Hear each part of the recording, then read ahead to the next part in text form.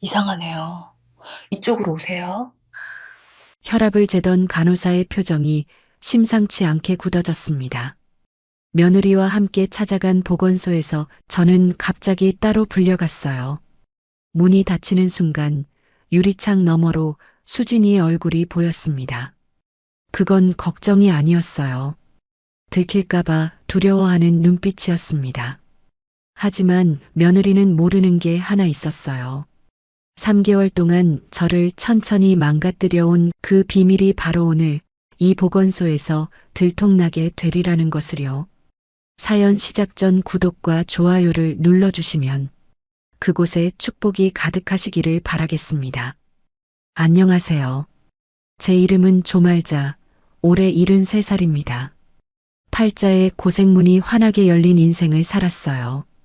서울 변두리에서 40년 넘게 순대국밥집을 운영했습니다. 25살에 시작해서 65살에 가게를 접을 때까지 새벽 4시면 어김없이 솥앞에 서서 사골 육수를 우려냈어요. 밤 10시가 넘어서야 행주를 빨고 불을 끄던 그 고된 세월이 제 인생의 전부였습니다. 그렇게 억척같이 벌어서 알짜배기 상가 건물 하나를 장만했어요. 사람들은 제가 운이 좋다고들 했습니다.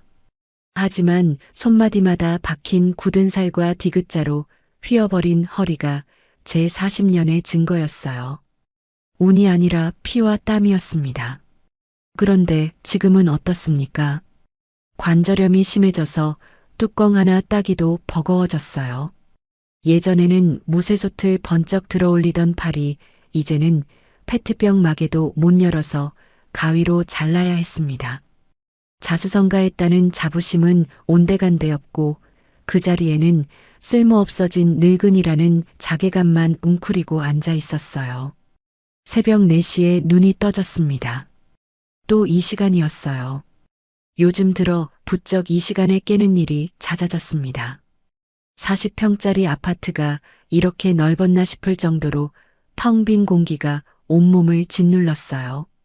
저는 침대에서 일어나 거실로 나갔습니다. 장식장 위에 놓인 남편 영정 사진이 어둠 속에서도 또렷하게 보였어요.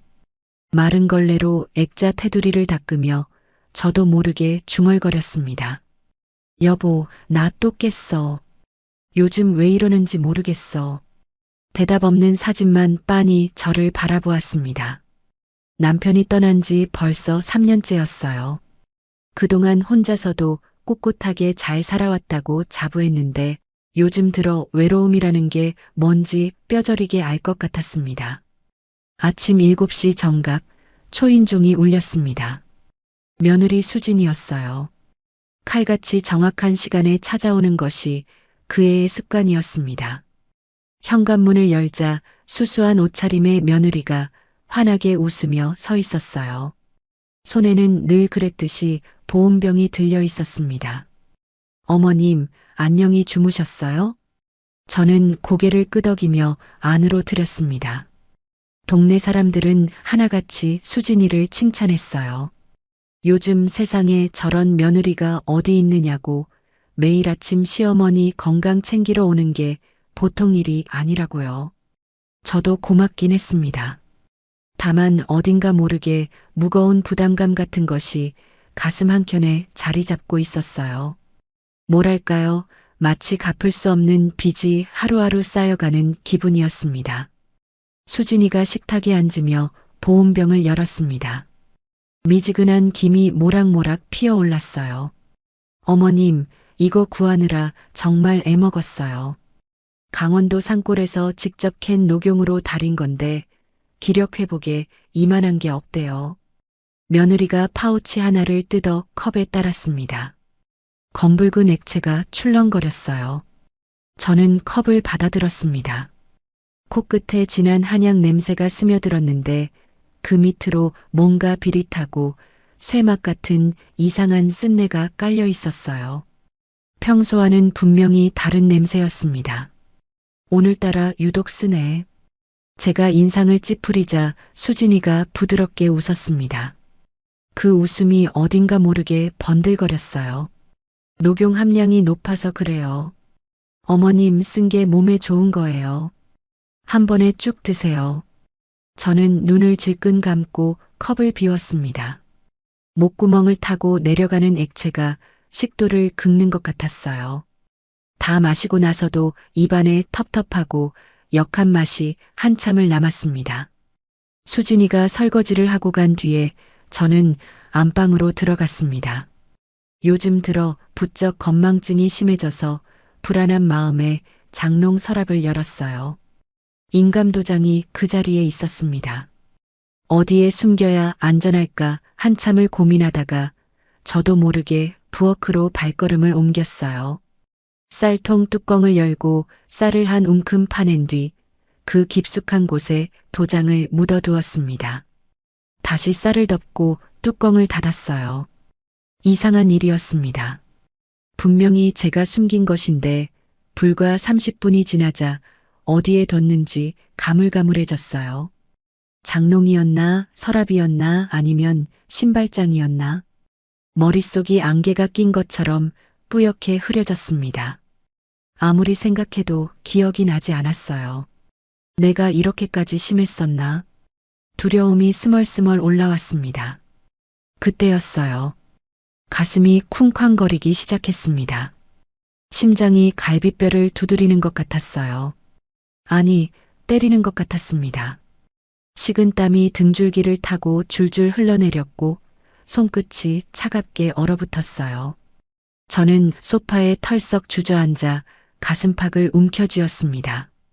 숨이 가빠지고 눈앞이 아른거렸어요. 무슨 일인지 알 수가 없었습니다. 요즘 들어 즙을 마시고 나면 이런 증상이 자주 나타났어요. 처음에는 녹용이 기운을 돋우는 거라고 생각했습니다. 그런데 이건 아무리 봐도 정상이 아닌 것 같았어요. 한참을 그렇게 앉아 있으니 전화벨이 울렸습니다. 아들 성훈이었어요. 저는 떨리는 손으로 수화기를 들었습니다. 엄마, 나야. 아들의 목소리가 어딘가 지쳐 있었습니다. 평소에 활기가 없었어요. 뭔가 말을 꺼내려다 머뭇거리는 기색이 역력했습니다. 성훈아, 왜 그래? 무슨 일 있어? 아니, 아무것도 아니야.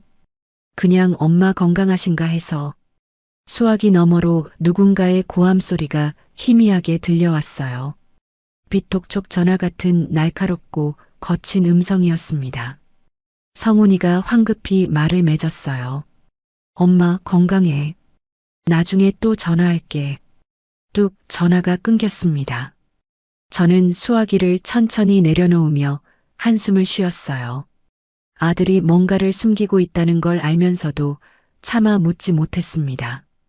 물어봤자 뭘 도와줄 수 있는 힘도 용기도 없었으니까요. 그저 모른 척하는 것이 서로에게 편했습니다. 오후에 우편함을 확인하러 현관 밖으로 나갔어요.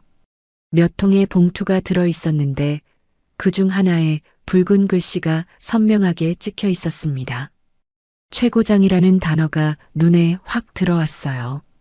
심장이 덜컥 내려앉았습니다.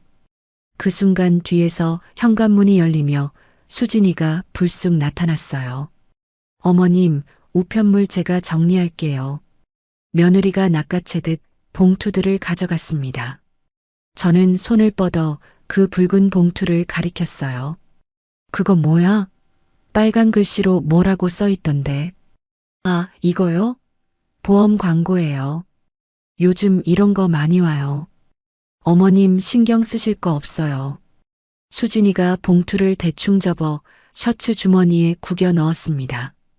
저는 뭔가 석연치 않았지만 더 캐묻지 않았어요. 며느리의 표정이 너무나 자연스러웠기 때문이었습니다. 내가 괜히 예민한 건가 싶기도 했어요. 저녁 무렵이었습니다. 거실 구석 방석 위에서 낮잠을 자던 복실이가 갑자기 벌떡 일어났어요. 15살 먹은 늙은 개가 미친 듯이 거실을 빙빙 돌기 시작했습니다. 허공을 향해 지저대고 입에서는 침이 질질 흘러내렸어요. 평소에는 하루 종일 잠만 자던 녀석이었습니다.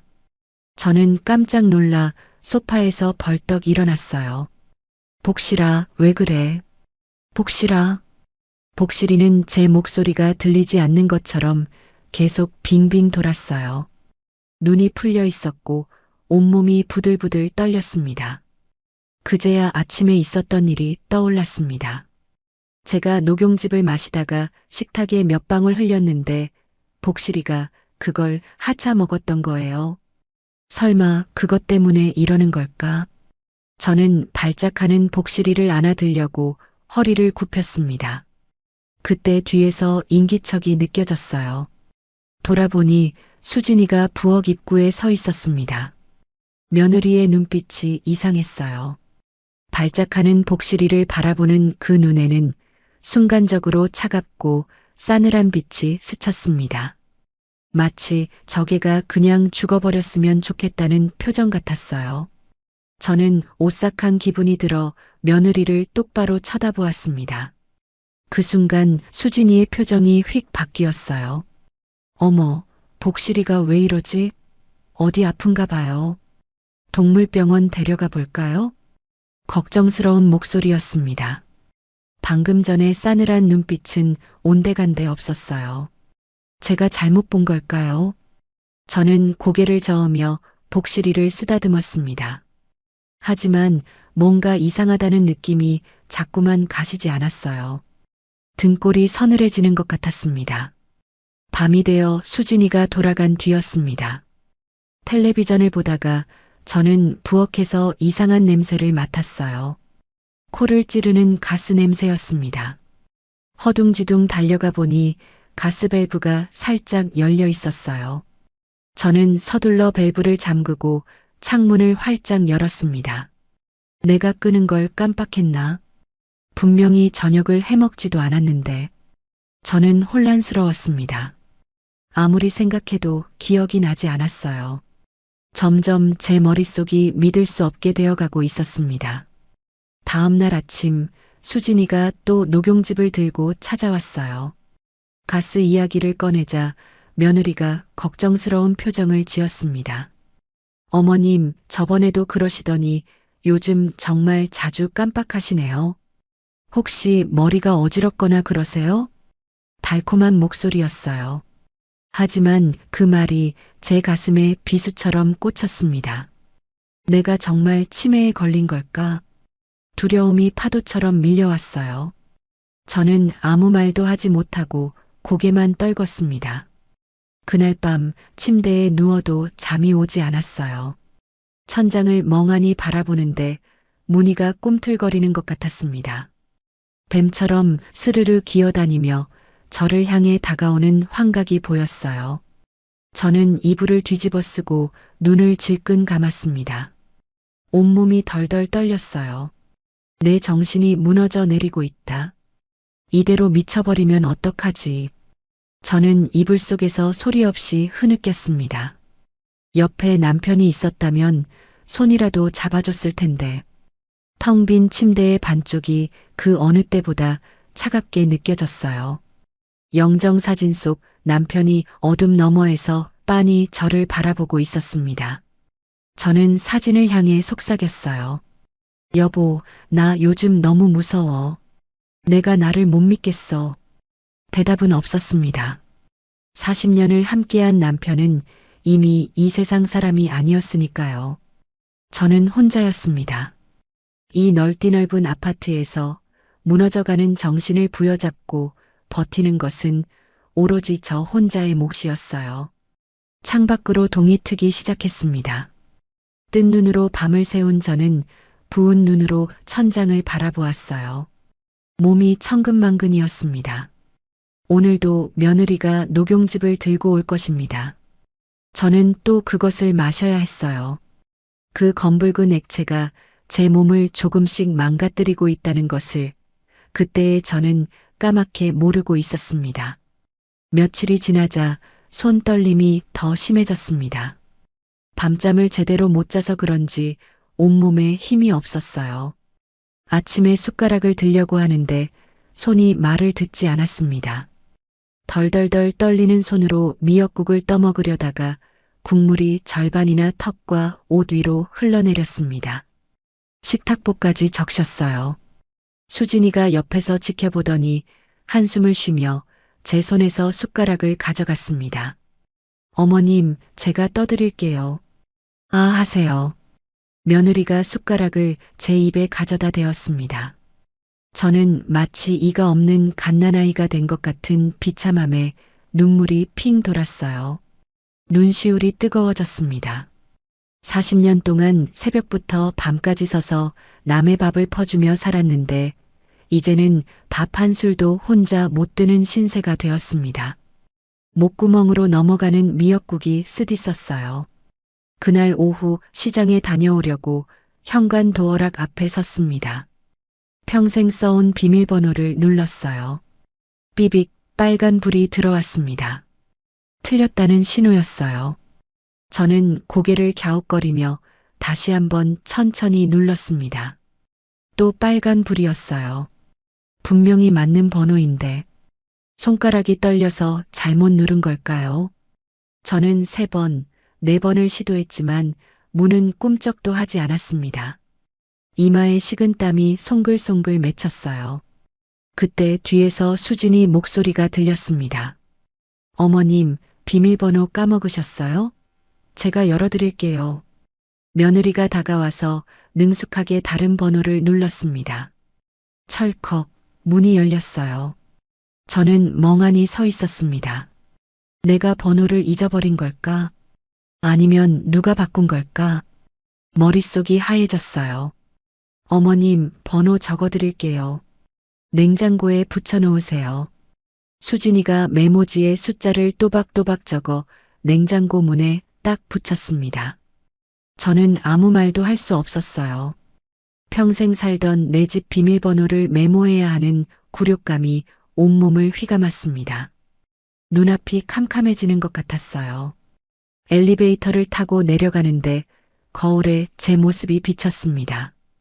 눈이 퀭하게 들어가 있었고 얼굴은 핏기 없이 노르스름했어요. 광대뼈가 불쑥 튀어나와 보였습니다. 언제부터 이렇게 됐을까요? 같은 층에 사는 김할머니가 엘리베이터에 타더니 저를 보고 깜짝 놀랐어요. 어머, 영숙 씨 아니고 말자씨네. 못 알아볼 뻔했어. 얼굴이 왜 그래? 어디 많이 아파? 저는 대답도 못하고 고개만 숙였습니다. 거울 속에 늙은 여자가 낯설기만 했어요. 저게 정말 나란 말인가요? 시장에 다녀와서 장롱을 뒤졌습니다. 인감도장을 확인하고 싶었어요. 요즘 자꾸 불안한 마음이 들어서 눈으로 직접 봐야 안심이 될 것 같았습니다. 서랍을 하나하나 다 열어봤지만 도장이 없었어요. 저는 가슴이 철렁 내려앉았습니다. 분명히 여기 있었는데 저는 온 집안을 뒤지기 시작했어요. 서랍장, 화장대, 옷장, 신발장까지. 방바닥에 주저앉아 구석구석을 살폈지만 어디에도 도장은 없었습니다. 등에서 식은땀이 흘렀어요. 혹시 며느리가 가져간 건 아닐까? 그런 생각이 머리를 스쳤지만 저는 고개를 저었습니다. 아니야, 수진이가 왜 그래? 분명히 내가 어디 뒀다가 잊어버린 거야. 내가 잃어버린 걸까? 아니면 정말 누가 가져간 걸까? 극심한 혼란이 밀려왔어요. 사실 도장은 제가 며칠 전에 쌀통에 숨겨뒀지만 그 기억은 이미 안개 속으로 사라진 뒤였습니다. 저는 바닥에 털썩 주저앉아 한참을 멍하니 있었어요. 내가 미쳐가고 있는 건가? 두 손으로 얼굴을 감싸며 저는 한숨을 내쉬었습니다. 저녁 때 아들 성훈이가 불쑥 찾아왔습니다. 현관에 들어서는 아들의 모습에 가슴이 철렁 내려앉았어요. 까맣게 낡아빠진 구두코가 벗겨져 있었고 구겨진 셔츠에서는 뭔가 쉰내가 났습니다. 바지에는 얼룩이 묻어 있었어요. 얼굴에는 면도도 제대로 안 한 푸석푸석한 수염이 덥수룩하게 나 있었습니다. 눈 밑에는 시커먼 다크서클이 내려앉아 있었어요. 무엇보다 아들에게서 찌든 담배 냄새가 진하게 풍겼습니다. 예전에는 담배를 입에도 안 대던 애였는데 도대체 무슨 일이 있는 걸까요? 성훈아, 너 요즘 왜 그러고 다녀? 밥은 먹고 다니는 거야? 저는 아들의 손을 잡으려 했지만 성훈이가 슬쩍 피했습니다. 제 눈을 피하며 소파에 털썩 앉았어요. 무릎 위에 깍지 낀 손이 파르르 떨리고 있었습니다. 뭔가 말을 꺼내려다 입을 다물기를 여러 번 반복했어요. 그때 수진이가 거실로 나왔습니다. 부부가 의미심장하게 눈짓을 주고받았어요. 엄마, 수진이 말대로 해요. 보건소 가서 검사 받아요. 등급 나오면 나라에서 지원도 해준대요. 아들의 목소리가 떨렸어요. 눈시울이 붉어지더니 고개를 휙 돌렸습니다. 울먹이는 것 같았어요. 우리도 살아야죠, 엄마. 그 말이 가슴에 비수처럼 박혔습니다. 내가 짐이 되고 있구나. 내가 이 집안의 골칫덩어리가 되었구나. 저는 아무 대답도 하지 못했어요. 며칠 뒤 수진이와 함께 동네 시장에 갔습니다. 오랜만에 바깥 공기를 마시니 조금 정신이 맑아지는 것 같았어요. 채소 가게에서 시금치를 고르고 생선 가게에서 고등어를 샀습니다. 반찬거리를 다 사고 돈을 내려는데 지갑이 없었어요. 분명히 집에서 나올 때 가방에 넣었는데 저는 허둥지둥 가방을 뒤졌습니다. 주머니란 주머니는 다 뒤져봤지만 지갑은 온데간데 없었어요. 얼굴이 화끈거리고 손이 벌벌 떨렸습니다. 생선 가게 아주머니가 이상한 눈으로 저를 쳐다봤어요. 어머님, 지갑이요? 어디서 잃어버리셨어요? 수진이가 놀란 표정으로 물었어요. 상인들이 수군거리는 소리가 들렸습니다. 저 할머니 치매인가 봐 하는 소리가 귓전을 때렸어요. 파출소에 가봐야겠어요. 수진이가 저를 데리고 파출소로 갔습니다. 좁은 사무실 안에서 경찰관이 서류를 꺼냈어요. 며느리가 먼저 입을 열었습니다. 저희 시어머니가 조금 편찮으세요. 요즘 자주 깜빡하셔서요. 경찰관이 동정 어린 눈으로 저를 바라봤습니다. 불쌍한 치매 노인을 보는 눈이었어요. 저는 할 말을 잃었습니다. 항의하고 싶었어요. 저 말 믿지 마세요. 저 안 아파요 라고 소리치고 싶었지만 입이 떨어지지 않았습니다. 분명히 지갑을 챙겼는데 정말 내가 잃어버린 걸까요? 머리가 지끈지끈 아팠어요.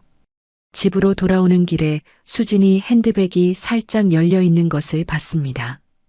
버스 안에서였어요. 그 안에 뭔가 반짝이는 게 보였습니다. 라벨 없는 갈색 약병과 비닐에 쌓인 주사기였어요. 병원에서나 볼 법한 물건들이었습니다. 저는 심장이 덜컥 내려앉았어요. 수진아, 그거 뭐야? 가방에 있는 거. 며느리가 휙 핸드백을 닫으며 대답했습니다. 아, 이거요? 비타민 주사예요. 요즘 피곤해서 맞고 있어요. 수진이의 표정이 굳어 있었어요. 눈동자가 흔들리고 있었습니다. 뭔가 감추려는 눈치였어요. 저는 더 묻지 않았지만 가슴속에 불안의 씨앗이 움트기 시작했습니다. 그날 밤 벽 속에서 사람들이 수군거리는 소리가 들렸어요. 웅웅거리는 소리가 귀 안에서 울렸습니다. 귀를 막아도 소리가 멈추지 않았어요. 저 사람들이 나에 대해 뭐라고 하는 걸까? 노인네가 미쳤대, 치매래, 그런 말들이 들리는 것 같았습니다. 저는 이불을 뒤집어 쓰고 몸을 웅크렸어요. 미쳐버릴 것 같았습니다. 이게 약 때문인지 진짜 치매가 온 건지 알 수가 없었어요. 다음 날 텔레비전에서 성년후견인에 관한 뉴스가 나왔어요. 치매 노인의 재산을 자식이 관리할 수 있게 해주는 제도라고 했습니다. 법원에서 허가를 받으면 본인 동의 없이도 재산 처분이 가능하다는 내용이었어요. 수진이가 옆에서 혼잣말처럼 중얼거렸습니다. 저거 하면 자식들이 재산 관리 안전하게 해준대요. 어머님도 나중을 위해서 알아보셔야 해요. 저는 소름이 쫙 돋았습니다. 온몸에 전율이 흘렀어요. 나를 치매 환자로 만들려는 건가? 내 건물을 빼앗으려는 건가? 아니야, 설마. 내 자식이 그럴 리 없어. 저는 애써 생각을 떨쳐냈습니다. 아침이 되자 수진이가 또 녹용즙을 들고 왔습니다. 검붉은 액체가 컵 안에서 출렁거렸어요. 저는 속이 메스꺼워서 손을 저었습니다. 오늘은 됐어. 속이 안 좋아서. 순간 며느리의 표정이 싸늘하게 변했습니다. 눈빛이 차갑게 가라앉았어요. 어머님, 이 비싼 걸 버려요? 몸에 좋으니까 드시라는 거예요. 수진이가 컵을 제 앞에 턱 내려놓았습니다. 평소의 다정함은 사라지고 날카로운 기운이 감돌았어요. 저는 움찔하며 컵을 받아들었습니다. 마시는 척하다가 며느리가 설거지하러 돌아섰을 때 얼른 화분에 즙을 부었습니다. 흙 위로 검붉은 액체가 스며들었어요. 그런데 발소리가 뚝 멈췄습니다. 뒤를 돌아보니 수진이가 부엌 입구에 서 있었어요. 저를 똑바로 노려보고 있었습니다. 얼마나 봤을까요? 등골이 서늘해졌어요. 어머님, 지금 뭐 하시는 거예요? 며느리의 눈에 눈물이 그렁그렁 맺혔습니다. 입술을 파르르 떨며 말했어요. 저 못 믿으시는 거예요? 제가 매일 새벽부터 정성껏 다린 건데. 저는 죄책감이 밀려왔어요. 내가 너무 예민한 건가? 수진이가 진심으로 나를 걱정하는 건데 내가 오해하고 있는 건 아닐까? 저는 고개를 숙이고 남은 즙을 억지로 마셨습니다. 목구멍이 타들어가는 것 같았어요. 화분에 버린 즙이 눈에 밟혔습니다. 검사 전날 밤이었습니다. 잠이 오지 않았어요. 저는 남편 영정 사진을 붙들고 중얼거렸습니다. 여보, 나 좀 데려가. 이러고 살기 싫어. 애들한테 짐 되기 싫어. 눈물이 볼을 타고 흘러내렸어요. 그때 베란다 쪽에서 수진이 목소리가 들렸습니다. 전화 통화를 하는 것 같았어요. 낮게 깔린 목소리가 밤 공기를 타고 흘러왔습니다. 저는 살금살금 다가가 문틈으로 귀를 기울였어요. 네, 내일이면 등급 나올 거예요. 도장은 아직 못 찾았는데 다른 방법이 있어요.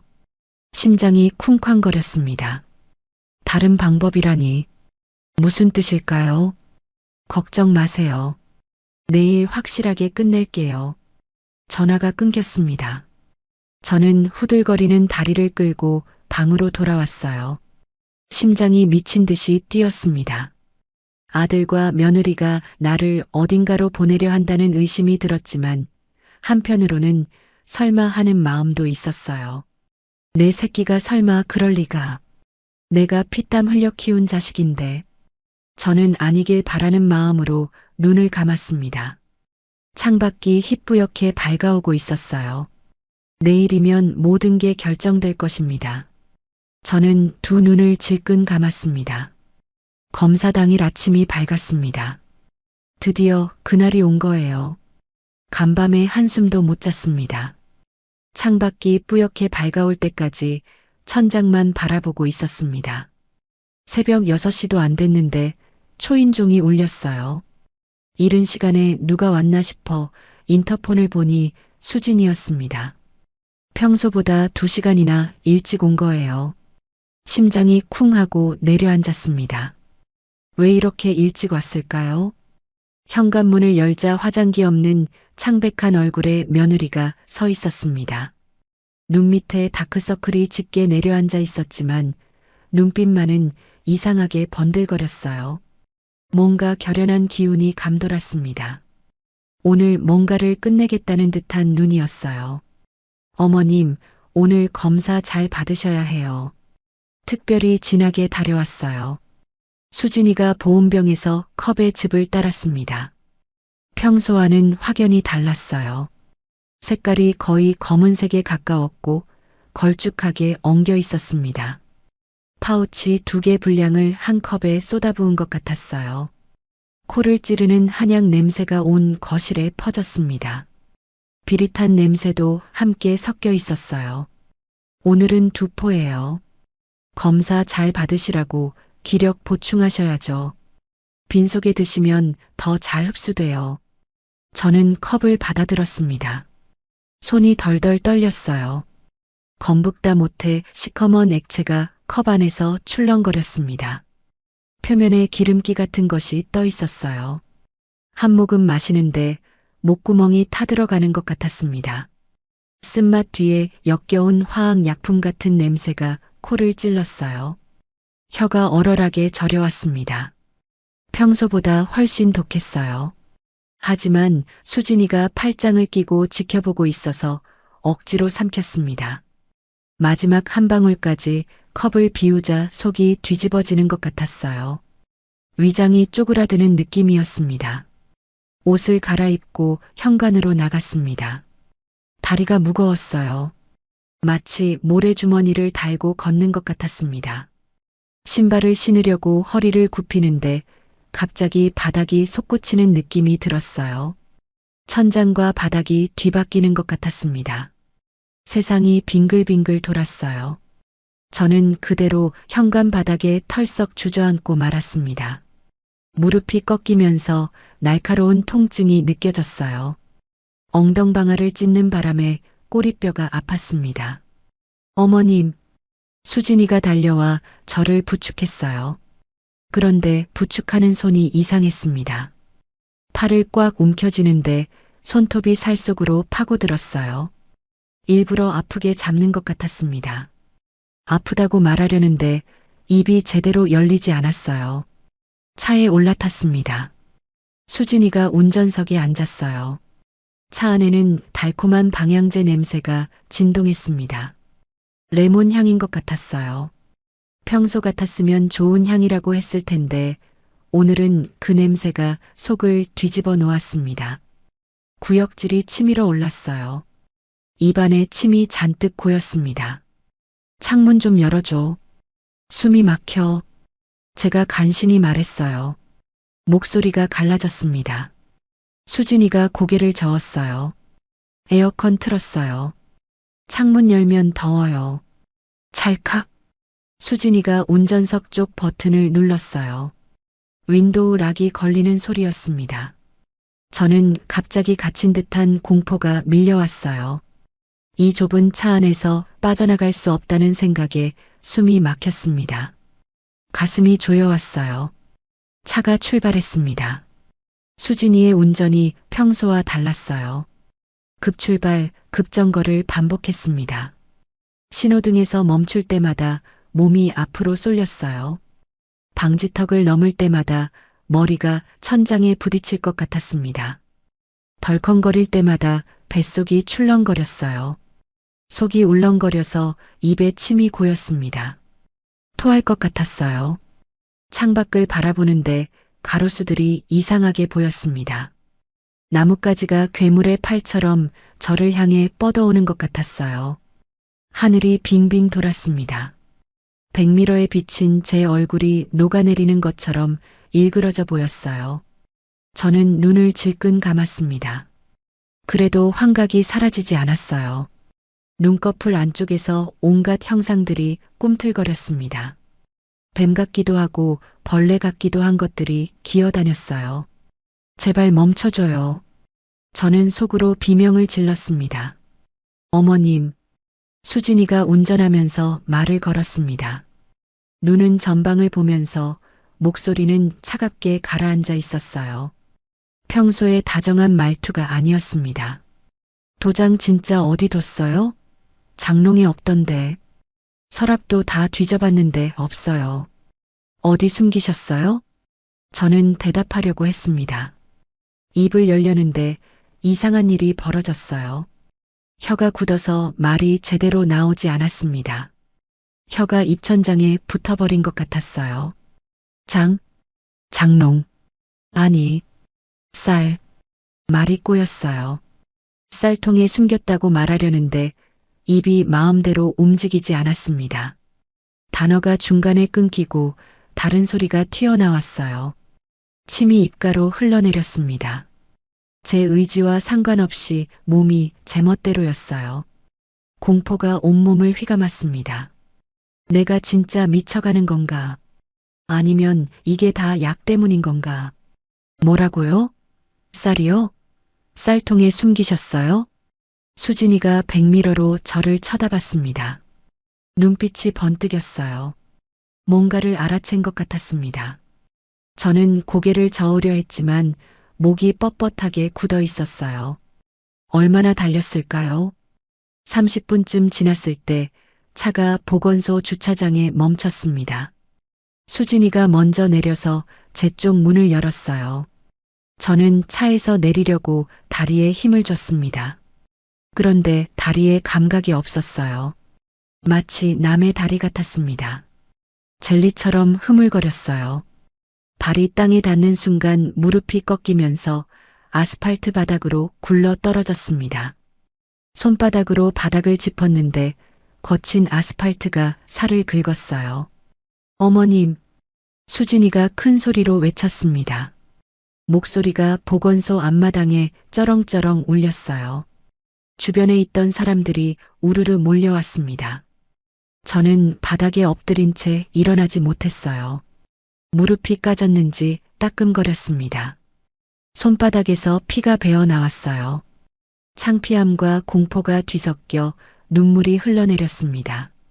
어머님, 정신 좀 차리세요. 죄송합니다.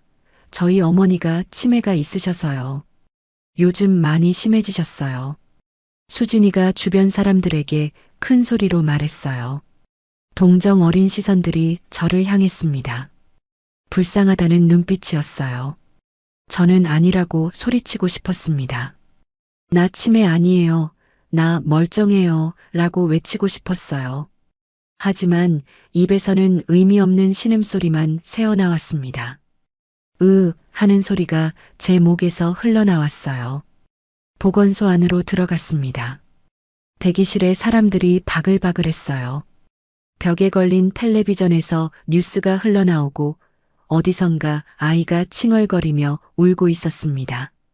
접수 창구에서는 직원이 전화를 받으며 큰 소리로 말하고 있었어요. 평소 같았으면 그냥 지나칠 소리들인데 오늘은 모든 소리가 고막을 찢을 듯이 크게 들렸습니다. 귀가 멍멍했어요. 머릿속에서 소리들이 뒤엉켜 웅웅거렸습니다. 의자에 앉아 있는데 앞에 있던 5살쯤 되어 보이는 아이가 저를 뚫어지게 쳐다봤어요. 동그란 눈에 호기심이 가득했습니다. 그런데 갑자기 화가 치밀어 올랐어요. 통제할 수 없는 분노였습니다. 가슴속에서 불길이 확 치솟았어요. 뭘 봐. 저리 가. 제 입에서 고함이 터져 나왔어요. 제 목소리가 아닌 것 같았습니다. 쉰 목소리가 대기실에 쩌렁쩌렁 울렸어요. 아이가 울음을 터뜨렸습니다. 으앙하고 우는 소리가 귓전을 때렸어요. 아이 엄마가 저를 노려보며 아이를 데리고 자리를 옮겼습니다. 수군거리는 소리가 들렸어요. 저 할머니 미쳤나 봐 하는 말이 귀에 들어왔습니다. 저는 내가 왜 이러는지 알 수 없었어요. 화가 주체가 안 됐습니다. 가슴속에서 끓어오르는 분노를 억누를 수가 없었어요. 몸 안에 악마가 들어와서 저를 조종하고 있는 것 같았습니다. 제발 멈추게 해줘요. 저는 속으로 울부짖었어요. 수진이가 제 옆에 앉으며 속삭였어요. 남들 들으라는 듯이 다정한 목소리였습니다. 어머님, 조용히 하세요. 사람들 다 쳐다봐요. 창피하게. 목소리는 걱정하는 척했지만 입꼬리가 살짝 올라가 있었습니다. 저는 그 미소를 똑똑히 봤어요. 분명히 봤습니다. 며느리가 이 상황을 즐기고 있다는 걸 알았어요. 내가 미쳐 보일수록 며느리에게는 유리한 상황이니까요. 분노가 치밀어 올랐지만 몸이 말을 듣지 않았습니다. 그때 접수대 너머에서 누군가 저를 유심히 바라보고 있었습니다. 50대 초반쯤 되어 보이는 여자였어요. 짧은 단발머리에 단정한 흰색 간호복을 입고 있었습니다. 등이 꼿꼿하고 눈매가 날카로웠어요. 20년 넘게 현장에서 잔뼈가 굵은 사람 특유의 분위기가 느껴졌습니다. 명찰에는 박주임이라고 쓰여 있었어요.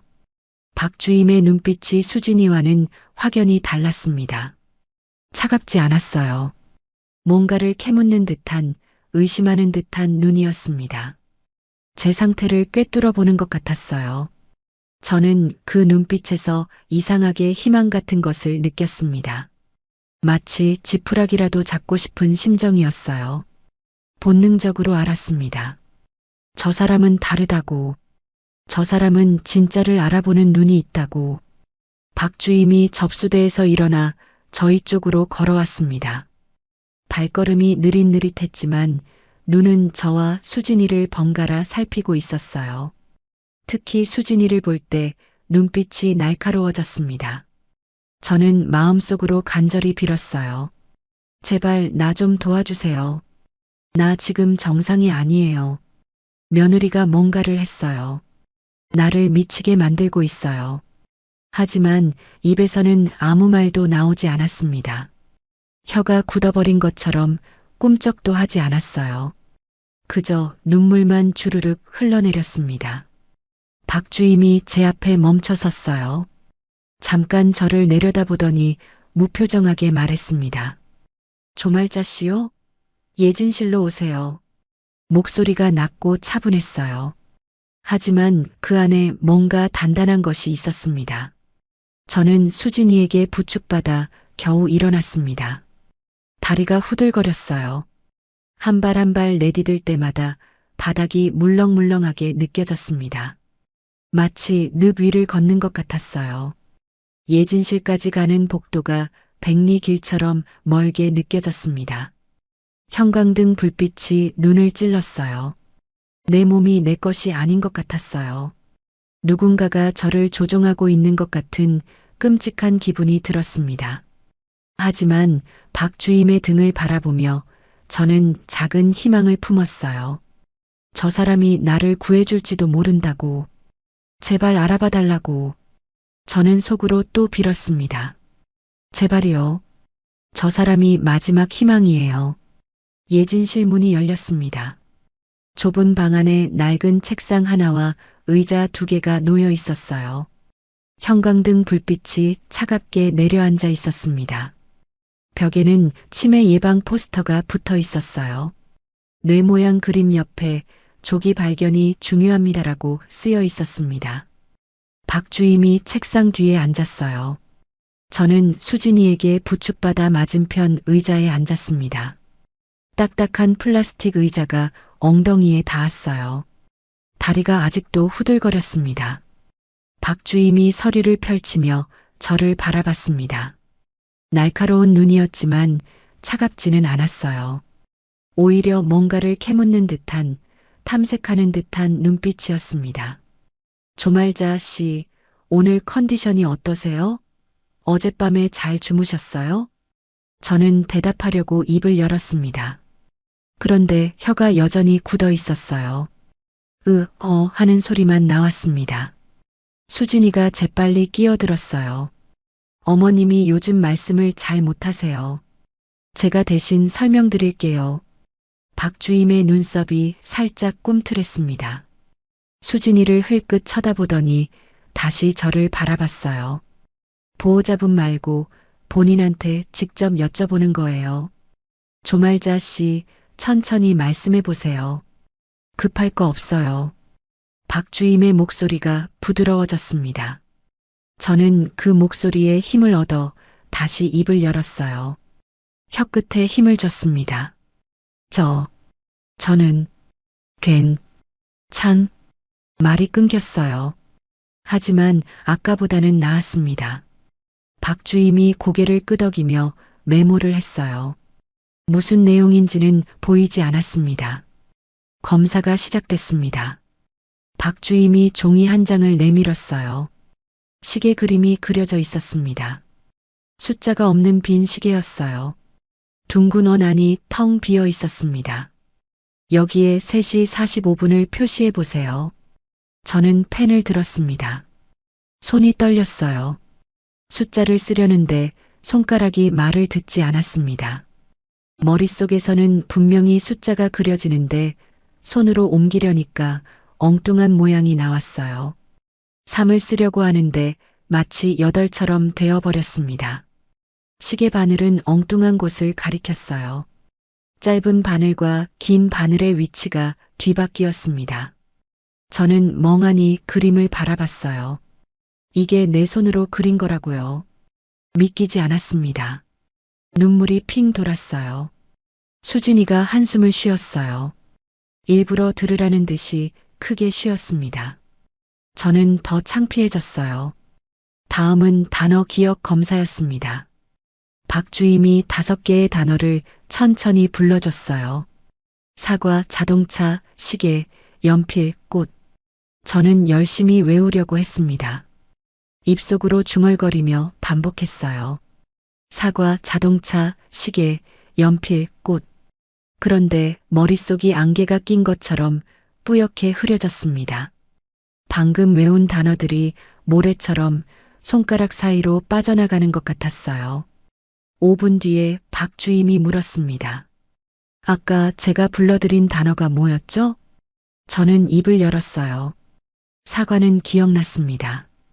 빨간 사과 이미지가 머릿속에 떠올랐어요. 사과. 그리고 나머지가 떠오르지 않았어요. 분명히 5분 전에 들은 건데 머릿속을 아무리 뒤져도 텅 비어 있었습니다. 저는 눈을 질끈 감았어요. 자동차였나? 아니 뭐였지? 꽃이었나? 아무것도 생각나지 않았습니다. 이마에 식은 땀이 송글송글 맺혔어요. 됐어요. 괜찮아요. 박주임이 차분하게 말했습니다. 그런데 그 눈빛이 이상했어요.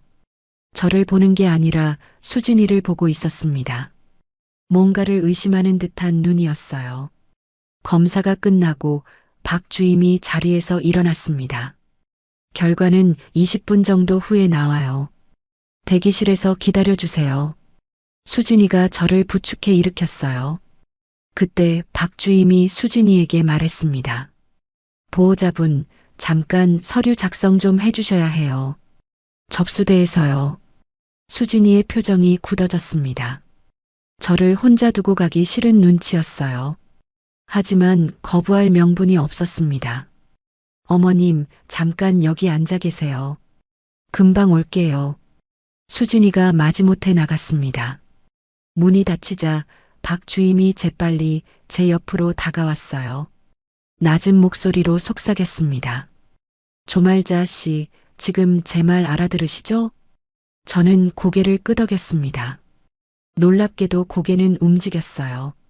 수진이가 없으니까 몸이 조금씩 풀리는 것 같았습니다. 박주임의 눈이 반짝였어요.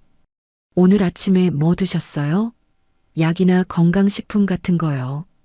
저는 입을 열었습니다. 혀가 여전히 무거웠지만 수진이가 없으니까 조금 덜 긴장됐어요. 심호흡을 한 번 했습니다. 녹용즙. 박주임의 눈빛이 날카로워졌습니다. 뭔가를 알아챈 것 같았어요. 펜을 들고 재빨리 메모를 했습니다. 언제부터 드셨어요? 손가락으로 표시해 주셔도 돼요. 저는 손가락을 폈어요. 하나, 둘, 셋. 3개월쯤 된 것 같았습니다. 며느리가 녹용즙을 들고 오기 시작한 게 봄부터였으니까요. 3개월 전부터요? 제가 고개를 끄덕이자 박주임이 주머니에서 작은 손전등을 꺼냈어요. 펠라이트였습니다. 제 눈에 빛을 비췄어요. 동공을 살피는 것 같았습니다. 왼쪽, 오른쪽 번갈아 가며 확인했어요. 박주임의 표정이 점점 굳어졌습니다. 뭔가 이상한 걸 발견한 것 같았어요. 손 좀 보여주세요. 저는 두 손을 내밀었어요. 손이 덜덜 떨리고 있었습니다. 통제가 안 됐어요. 박주임이 제 손을 잡았습니다. 따뜻한 손이었어요. 손바닥을 자세히 들여다봤습니다. 손톱 색깔도 살폈어요. 심장이 빨리 뛰거나 밤에 이상한 게 보이거나 그런 적 있으세요? 저는 크게 고개를 끄덕였습니다. 눈에서 눈물이 주르륵 흘러내렸어요. 누군가 제 말을 들어주는 것 같아서 너무 감사했습니다. 3개월 만이었어요. 저는 박주임의 손을 꽉 잡았습니다. 살려 주세요. 제발이요. 그 말이 간신히 입에서 흘러나왔습니다. 박주임의 눈빛이 흔들렸어요. 잠깐 침묵이 흘렀습니다. 박주임이 제 손을 다독이며 말했어요. 조말자 씨, 제가 도와드릴게요. 하지만 지금은 아무한테도 말하면 안 돼요. 보호자분한테도요. 알겠죠? 저는 고개를 끄덕였습니다. 목이 메어왔어요. 박주임이 주머니에서 명함 한 장을 꺼냈습니다. 하얀 명함에 검은 글씨가 선명했어요. 박주임이 제 손에 명함을 쥐어주며 속삭였습니다. 제 전화번호예요. 혼자 있을 때 전화하세요. 며느리분 몰래요. 제가 방법을 찾아볼게요. 포기하지 마세요. 저는 명함을 손에 꽉 쥐었어요. 손바닥에 땀이 배어 나왔습니다. 심장이 빠르게 뛰었어요. 이걸 어디에 숨겨야 할까요? 수진이한테 들키면 안 되는데. 저는 재빨리 명함을 속옷 안으로 밀어 넣었어요. 불에 지어 안쪽에 꾹 눌러 넣었습니다. 거기라면 안전할 거예요. 그때 문이 벌컥 열렸습니다. 수진이었어요. 저는 화들짝 놀라 자세를 바로 했습니다. 가슴이 덜컥 내려앉았어요. 박주임은 이미 책상 뒤로 돌아가 있었습니다. 아무 일도 없었다는 듯이 서류를 정리하고 있었어요. 능숙한 솜씨였습니다. 서류 다 썼어요. 어머님 괜찮으셨어요? 수진이가 저를 살폈습니다. 의심하는 눈초리였어요. 혹시 뭔가 눈치챈 걸까요? 저는 고개를 끄덕이며 일부러 멍한 표정을 지었습니다. 바보처럼 보이려고 입을 벌리고 있었어요. 눈동자도 일부러 풀어서 초점을 흐렸습니다. 수진이가 제 얼굴을 유심히 살피다가 고개를 돌렸어요. 속았나 봅니다. 대기실로 나왔습니다. 플라스틱 의자에 앉았어요. 20분이 영원처럼 느껴졌습니다. 벽시계의 초침이 째깍째깍 소리를 냈어요. 저는 속옷 안에 숨긴 명함이 자꾸 신경 쓰였습니다. 들킬까봐 조마조마했어요. 가슴팍이 간질거리는 것 같았습니다. 수진이가 옆에서 휴대폰을 만지작거리고 있었어요. 누군가에게 문자를 보내는 것 같았습니다. 하지만 동시에 희망이 피어올랐어요. 누군가 나를 믿어주는 사람이 생긴 거예요. 3개월 만에 처음으로요. 혼자가 아니었습니다. 박주임의 날카로운 눈빛이 떠올랐어요. 저 사람은 진짜를 알아봤어요. 제가 치매가 아니라는 걸요. 드디어 이름이 호명됐습니다. 조말자 씨 하는 소리가 스피커에서 흘러나왔어요. 결과를 받으러 다시 예진실로 들어갔습니다. 심장이 두근거렸어요. 박주임이 무표정한 얼굴로 서류를 내밀었습니다. 표정을 읽을 수가 없었어요. 검사 결과 인지 기능 저하가 확인됐습니다. 정밀 검사를 위해 큰 병원 진료를 권합니다. 사무적인 말투였어요. 하지만 저는 알았습니다. 박주임이 일부러 그러는 거라는 걸요. 수진이 앞에서는 평범하게 행동해야 하니까요. 수진이의 얼굴에 미소가 번졌어요. 애써 감추려 했지만 저는 봤습니다. 입꼬리가 살짝 올라간 것을요. 눈가에 기쁨이 스치는 것을요. 저는 가슴이 철렁 내려앉았습니다. 역시 그랬구나. 며느리가 원하던 결과가 나온 거예요. 장기요양 등급 신청은 병원 정밀 검사 후에 가능해요. 서류가 필요하거든요. 박주임이 덧붙였습니다. 그 말에 수진이의 표정이 굳어졌어요. 그게 얼마나 걸려요? 수진이의 목소리가 날카로워졌어요. 병원 예약 상황에 따라 다르지만 보통 2, 3주요. 수진이가 입술을 깨물었습니다. 손가락으로 허벅지를 톡톡 두드리고 있었어요. 뭔가 초조해하는 것 같았습니다. 왜 그렇게 서두르는 걸까요? 빚독촉이 그렇게 급한 건가요? 저는 더 불안해졌습니다. 보건소를 나왔습니다. 바깥 공기가 시원했어요. 햇살이 따뜻하게 얼굴을 비쳤습니다. 아까보다 머리가 조금 맑아진 것 같았어요. 약 기운이 빠지고 있는 걸까요? 혀도 조금씩 풀리는 것 같았습니다. 저는 속옷 안의 명암을 떠올렸어요. 종이 한 장이 피부에 닿는 느낌이 선명했습니다. 저걸 어떻게든 지켜야 했어요. 그게 제 유일한 희망이었으니까요.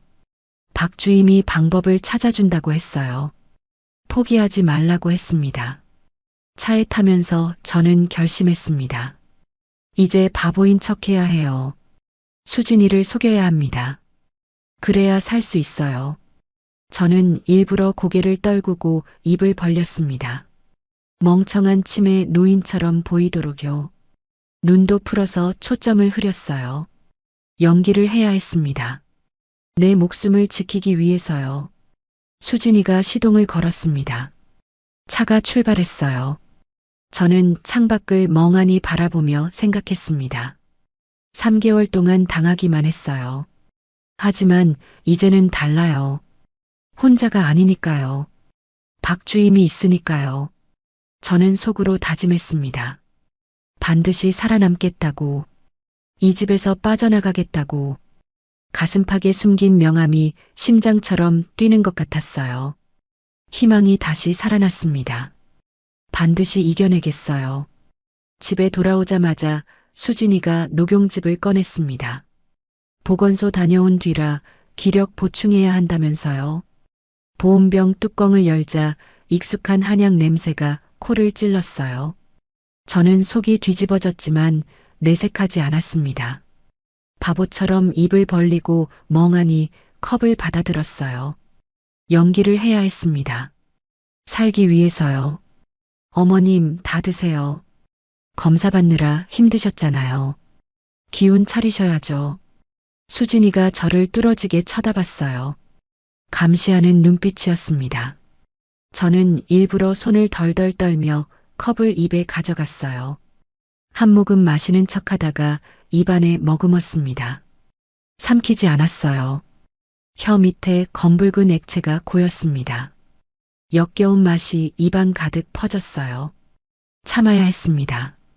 수진이가 부엌으로 돌아서자 재빨리 휴지에 뱉었어요. 휴지를 주머니에 구겨 넣었습니다. 심장이 쿵쾅거렸어요. 들킬까봐 조마조마했습니다. 그날 밤 수진이가 집으로 돌아간 뒤였습니다. 저는 침대에 누워 한참을 기다렸어요. 자정이 넘어서야 일어났습니다. 거실로 나가 커튼 사이로 바깥을 살폈어요.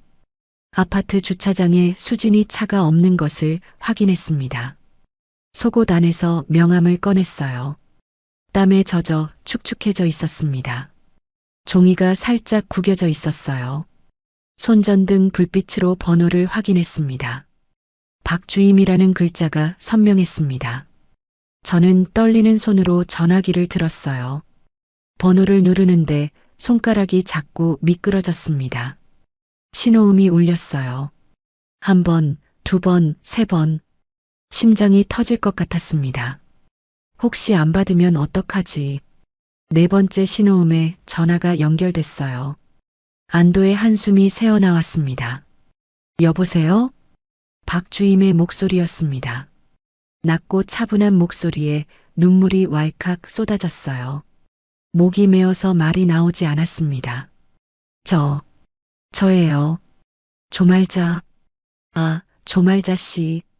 전화 잘하셨어요. 지금 혼자 계시죠? 보호자분은요?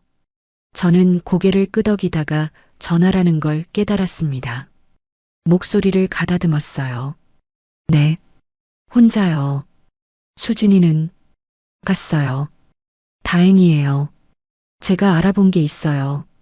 조말자 씨 증상이 치매하고는 좀 달라요. 동공 반응이 이상하고 손 떨림 패턴도 그렇고요. 보통 치매 환자들한테서는 안 나타나는 증상들이에요. 혹시 그 녹용즙 성분표 같은 거 있으세요? 저는 생각해 봤어요. 수진이가 항상 파우치째로 가져와서 성분표를 본 적이 없었습니다. 아니요.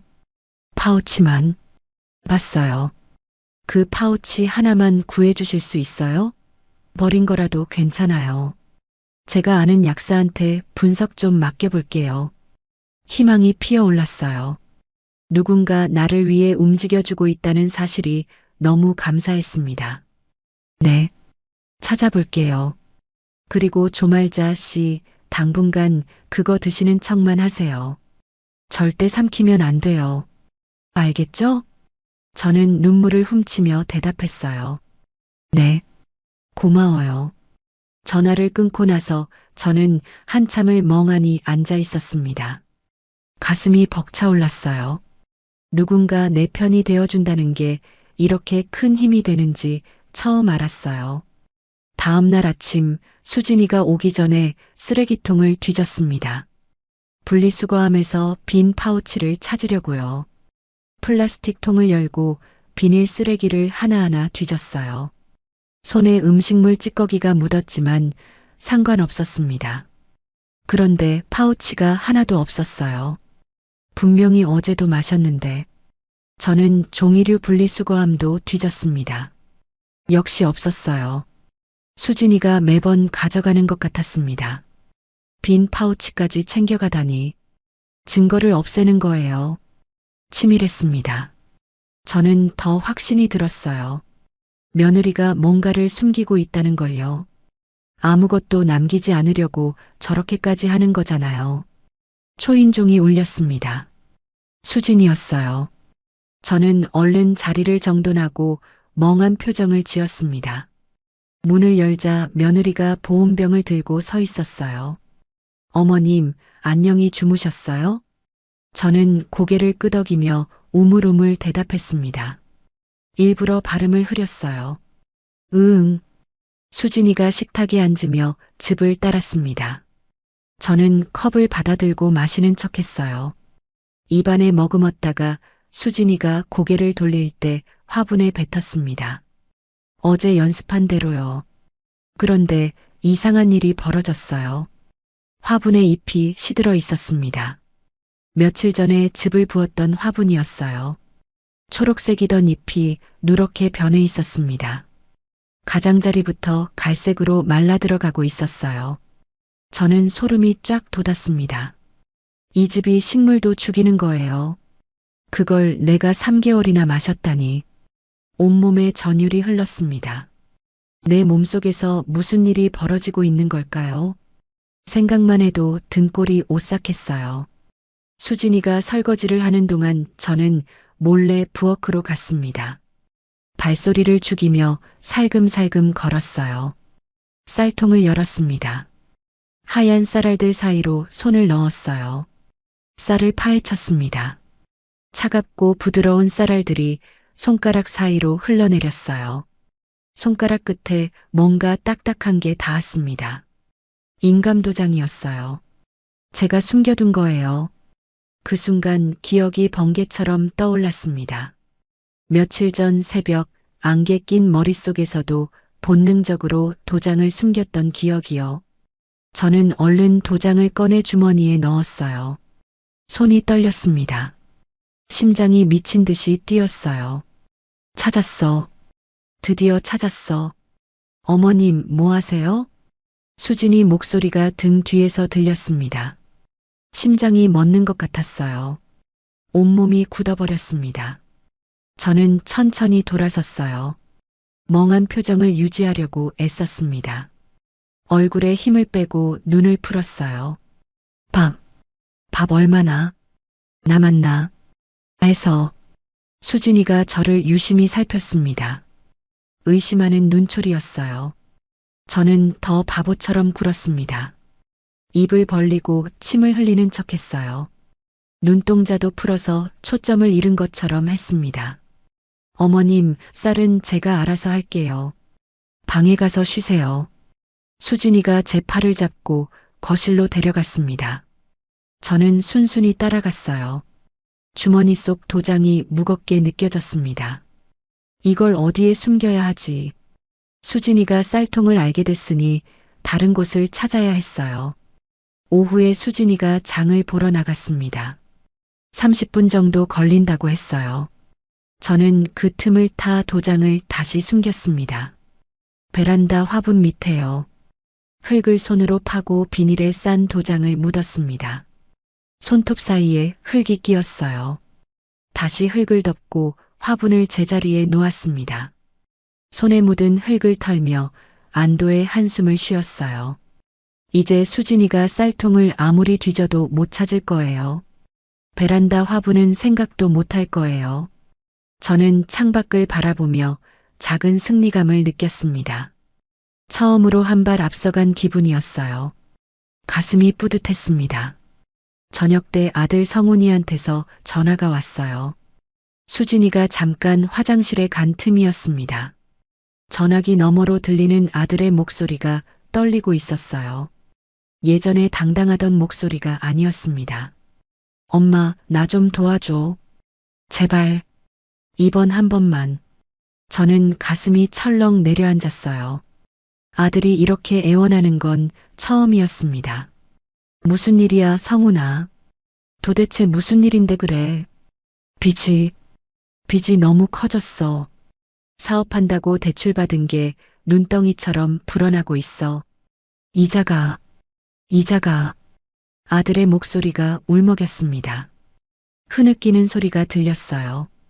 제 심장이 쪼그라드는 것 같았습니다. 내 새끼가 저렇게 우는데 어떻게 외면해요. 얼마나 되는데. 3억이야, 엄마. 3억? 3억이라니. 저는 눈앞이 캄캄해졌어요. 귀가 멍멍해졌습니다.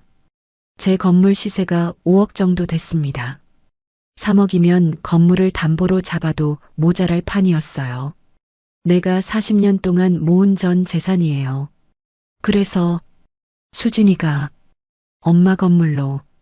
전화가 뚝 끊겼습니다. 아들 말이 중간에 잘렸어요. 그쪽에서 누군가가 전화를 끄는 것 같았습니다.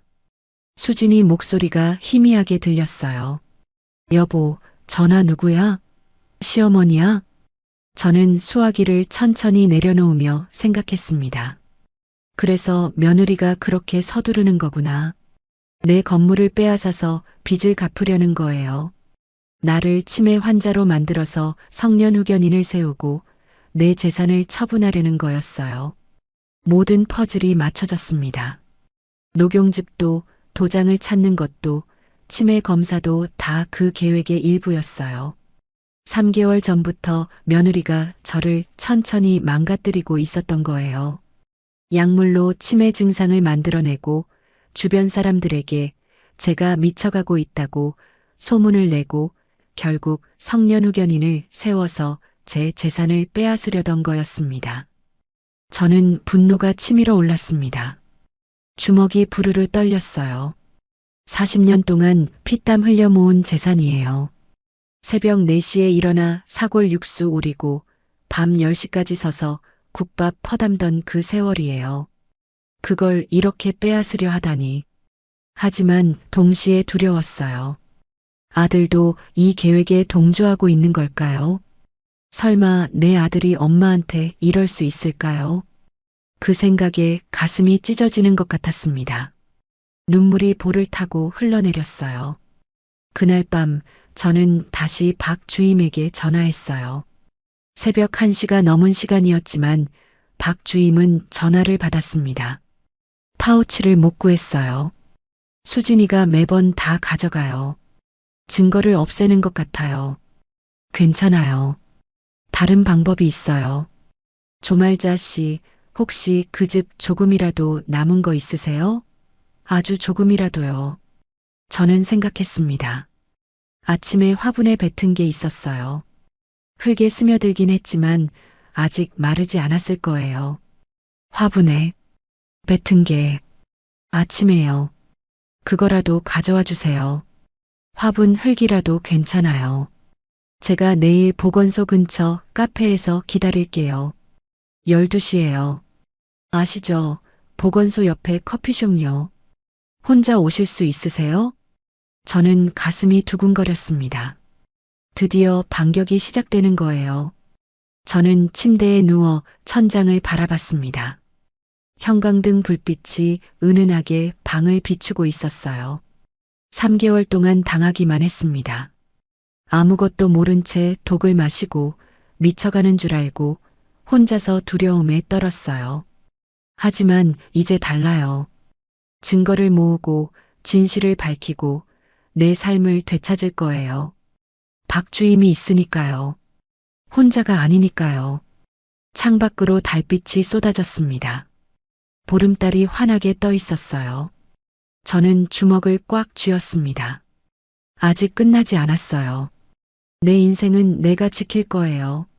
40년 동안 억척같이 살아왔잖아요. 이까짓 것에 무너질 죄가 아니에요. 저는 눈을 감았습니다. 내일 박주임을 만나러 가야 했어요. 그게 반격의 시작이 될 거예요. 반드시 이겨낼 거예요. 포기하지 않을 거예요. 절대로요. 다음 날 아침 저는 일찍 일어났습니다. 12시에 박주임을 만나야 했어요. 화분 흙을 조금 퍼서 비닐봉지에 담았습니다. 녹용즙이 스며든 흙이었어요. 이게 증거가 될 거예요. 저는 봉지를 꾹꾹 눌러 주머니에 넣었습니다. 문제는 수진이었어요. 매일 아침 찾아오는 며느리를 어떻게 따돌릴지 고민이었습니다. 저는 머리를 굴렸어요. 병원에 간다고 하면 따라오려 할 거예요. 산책한다고 해도 의심할 거예요. 아침 7시 예상대로 초인종이 울렸습니다. 수진이었어요. 저는 멍한 표정을 지으며 문을 열었습니다. 어머님, 안녕히 주무셨어요? 며느리가 보온병을 들고 들어왔어요. 저는 고개를 끄덕이며 거실로 갔습니다. 오늘도 연기를 해야 했어요. 녹용즙을 받아들고 마시는 척했습니다. 입안에 머금었다가 수진이가 휴대폰을 보는 틈에 휴지에 뱉었어요. 이제 제법 능숙해졌습니다. 어머님, 오늘 제가 좀 바빠서요. 오후에 다시 올게요. 수진이가 뜻밖의 말을 했어요. 저는 속으로 환호했습니다. 하늘이 돕는 거예요. 하지만 내색하지 않고 멍하니 고개를 끄덕였어요. 응. 수진이가 나간 뒤 저는 서둘러 준비했습니다. 외출복으로 갈아입었어요. 오랜만에 입는 깨끗한 옷이었습니다. 거울을 보니 낯선 얼굴이 비쳤어요. 볼이 홀쭉해지고 눈 밑에 다크서클이 짙었습니다. 3개월 사이에 많이 늙었어요. 주머니에 흙 담은 봉지가 있는지 확인했습니다. 현관문을 나서는데 다리가 떨렸어요. 3개월 만에 혼자 외출하는 거였습니다. 엘리베이터를 타고 내려갔습니다. 거울에 비친 제 모습이 초라해 보였어요. 로비를 지나 아파트 정문을 나섰습니다. 바깥 공기가 시원하게 폐를 채웠어요. 자유의 냄새 같았습니다. 햇살이 따뜻하게 얼굴을 비췄어요. 저는 버스 정류장으로 걸어갔습니다. 버스를 기다리는데 심장이 쿵쾅거렸어요. 주변을 둘러봤습니다. 혹시 수진이가 지켜보고 있지는 않을까? 아파트 단지 쪽을 살폈어요. 다행히 아무도 없었습니다. 정류장 벤치에 앉아 있는 것조차 죄를 짓는 것 같은 기분이었어요. 버스가 왔습니다. 350번이었어요. 저는 카드를 찍고 올라타서 창가 자리에 앉았습니다. 보건소까지 20분 정도 걸린다고 했어요. 창밖으로 스쳐 지나가는 풍경을 바라봤습니다. 가로수, 상가, 횡단보도. 오랜만에 보는 세상이었어요. 3개월 동안 집에만 갇혀 있다가 나오니 모든 게 새로웠습니다. 11시 50분 보건소 근처에 도착했어요. 약속 장소인 카페를 찾았습니다. 보건소 바로 옆에 있는 작은 커피숍이었어요. 유리문을 밀고 들어가니 커피 향이 코를 감쌌습니다. 에어컨 바람이 시원하게 불어왔어요. 구석자리에 박 주임이 앉아 있었습니다. 짧은 머리에 단정한 옷차림이었어요. 앞에 커피 2잔이 놓여 있었습니다. 저를 보자 손을 흔들었어요. 조말자 씨 여기에요. 잘 찾아오셨네요. 저는 휘청거리며 걸어가 맞은편에 앉았어요. 다리에 힘이 풀렸습니다. 버스에서 내려 여기까지 걸어오는 것만으로도 숨이 찼어요. 긴장이 한꺼번에 풀리면서 눈물이 왈칵 쏟아졌습니다. 잘 오셨어요. 혼자 오시느라 힘드셨죠? 박주임이 물티슈를 건네며 말했습니다. 저는 눈물을 닦으며 주머니에서 비닐봉지를 꺼냈어요. 이거 화분 흙이에요. 즙이 스며든. 박주임이 봉지를 받아 자세히 살폈습니다. 고개를 끄덕이며 가방에 넣었어요. 잘하셨어요. 제가 아는 약사한테 분석 맡겨볼게요. 일주일 정도 걸릴 거예요. 일주일이라 그동안 버틸 수 있을까요? 저는 불안했습니다.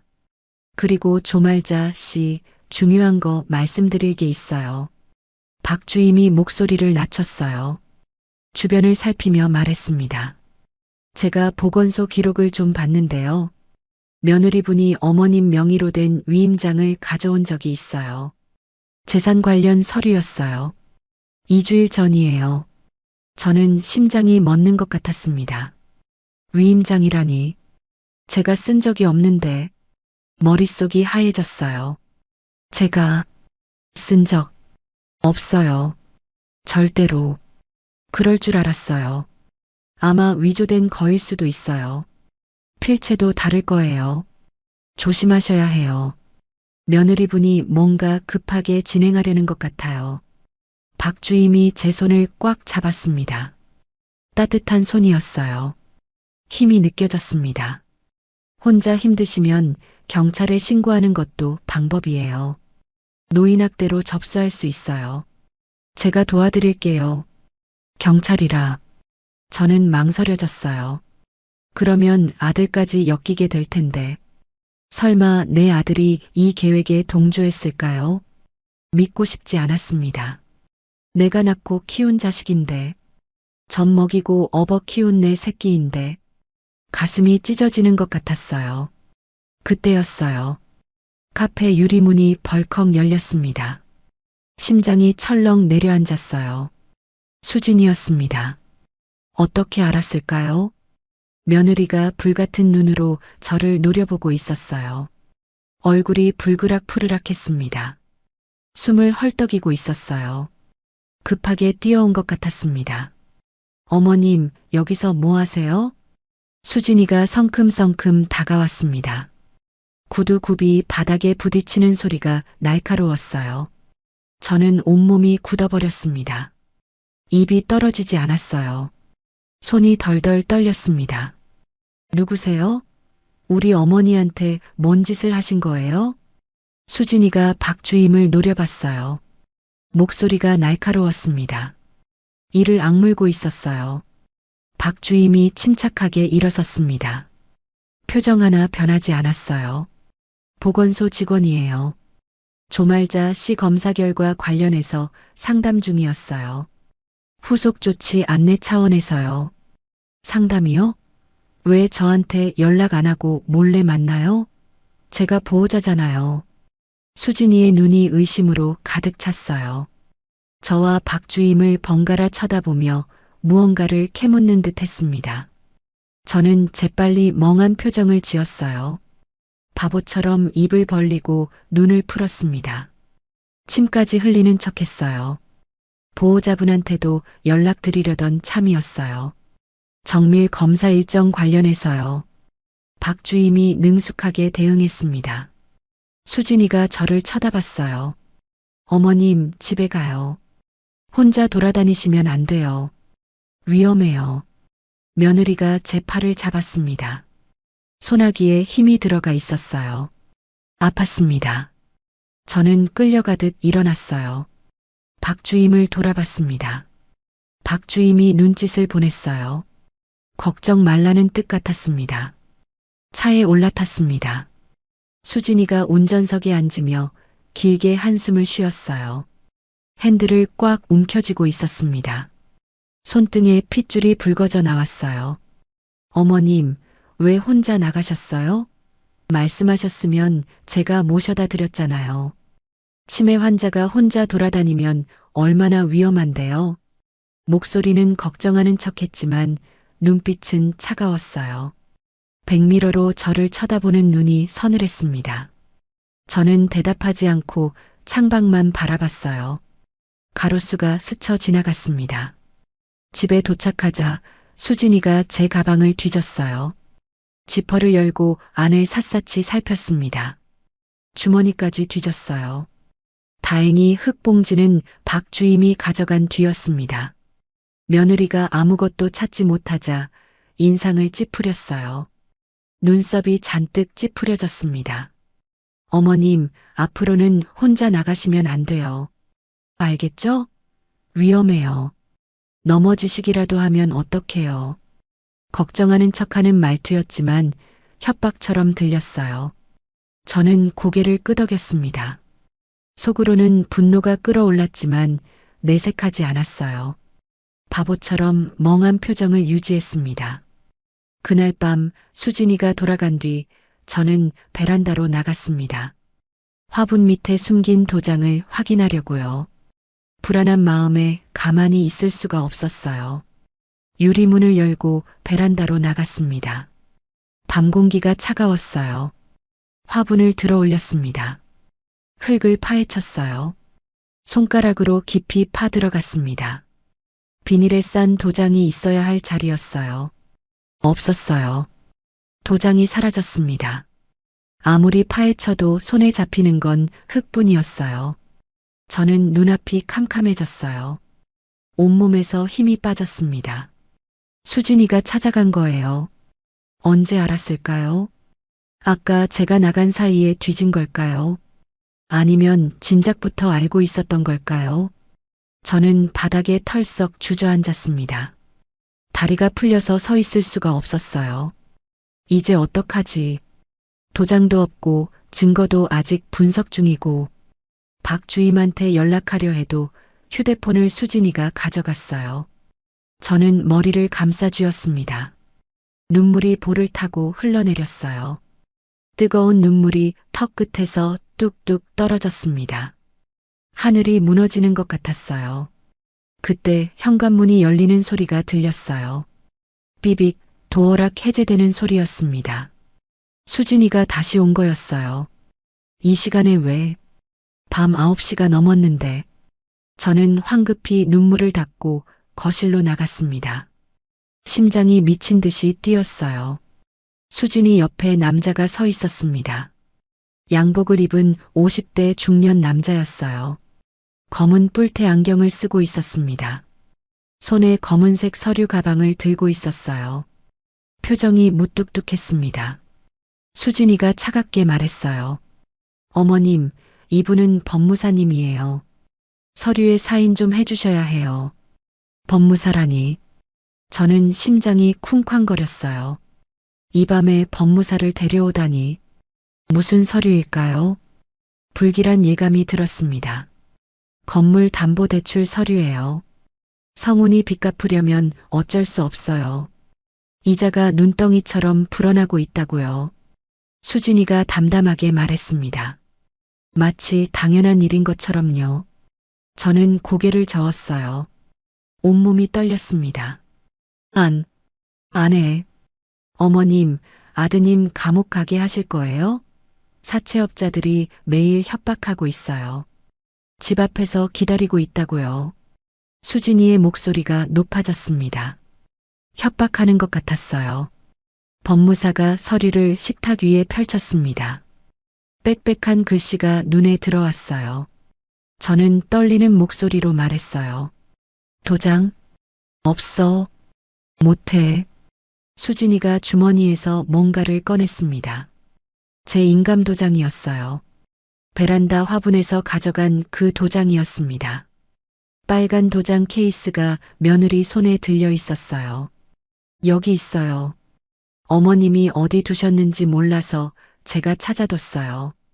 며느리가 웃었습니다. 차갑고 섬뜩한 웃음이었어요. 눈은 웃지 않고 입만 웃고 있었습니다. 저는 온몸이 얼어붙었어요. 덫에 걸린 쥐 같은 기분이었습니다. 도망칠 곳이 없었어요. 이제 정말 끝인 걸까요? 40년 인생이 이렇게 무너지는 걸까요? 저는 떨리는 다리로 겨우 서 있었습니다. 무릎이 후들거렸어요. 눈앞이 흐려졌어요. 다리에 힘이 풀렸습니다. 법무사가 서류를 내밀었습니다. 펜까지 건네주며 말했어요. 여기 서명하시면 됩니다. 저는 손이 떨렸어요. 펜을 잡을 수가 없었습니다. 수진이가 제 손을 잡고 펜을 쥐어줬어요. 소나기에 힘이 들어가 있었습니다. 어머님 빨리요. 늦으면 성훈이 큰일 나요. 저는 눈을 질끈 감았어요. 어떻게 해야 하지? 서명하면 모든 게 끝이에요. 40년 인생이 한순간에 날아가는 거예요. 그때 초인종이 울렸습니다. 벨소리가 거실에 쩌렁쩌렁 울렸어요. 수진이의 표정이 굳어졌습니다. 이 시간에 누가 온 거지? 며느리가 인터폰을 확인했어요. 얼굴이 창백해졌습니다. 경찰이에요. 수진이가 당황한 목소리로 말했어요. 법무사도 얼굴이 하얘졌습니다. 저는 심장이 두근거렸어요. 경찰이라니. 누가 신고한 걸까요? 문이 열리고 경찰 2명이 들어왔습니다. 제복을 입은 남자 경찰과 여자 경찰이었어요. 남자 경찰은 30대 중반쯤 되어 보였고 여자 경찰은 40대 초반으로 보였습니다. 눈매가 부드러웠어요. 여자 경찰이 앞으로 나서며 말했습니다. 노인보호 전문기관에서 신고가 들어왔습니다. 조말자 씨 맞으시죠? 73살이시고요. 저는 고개를 끄덕였어요. 눈물이 왈칵 쏟아졌습니다. 누군가 나를 구하러 온 거예요. 박주임이었어요. 분명히 박주임이 신고한 거예요. 카페에서 헤어지면서 눈짓을 보낸 게 이런 뜻이었구나.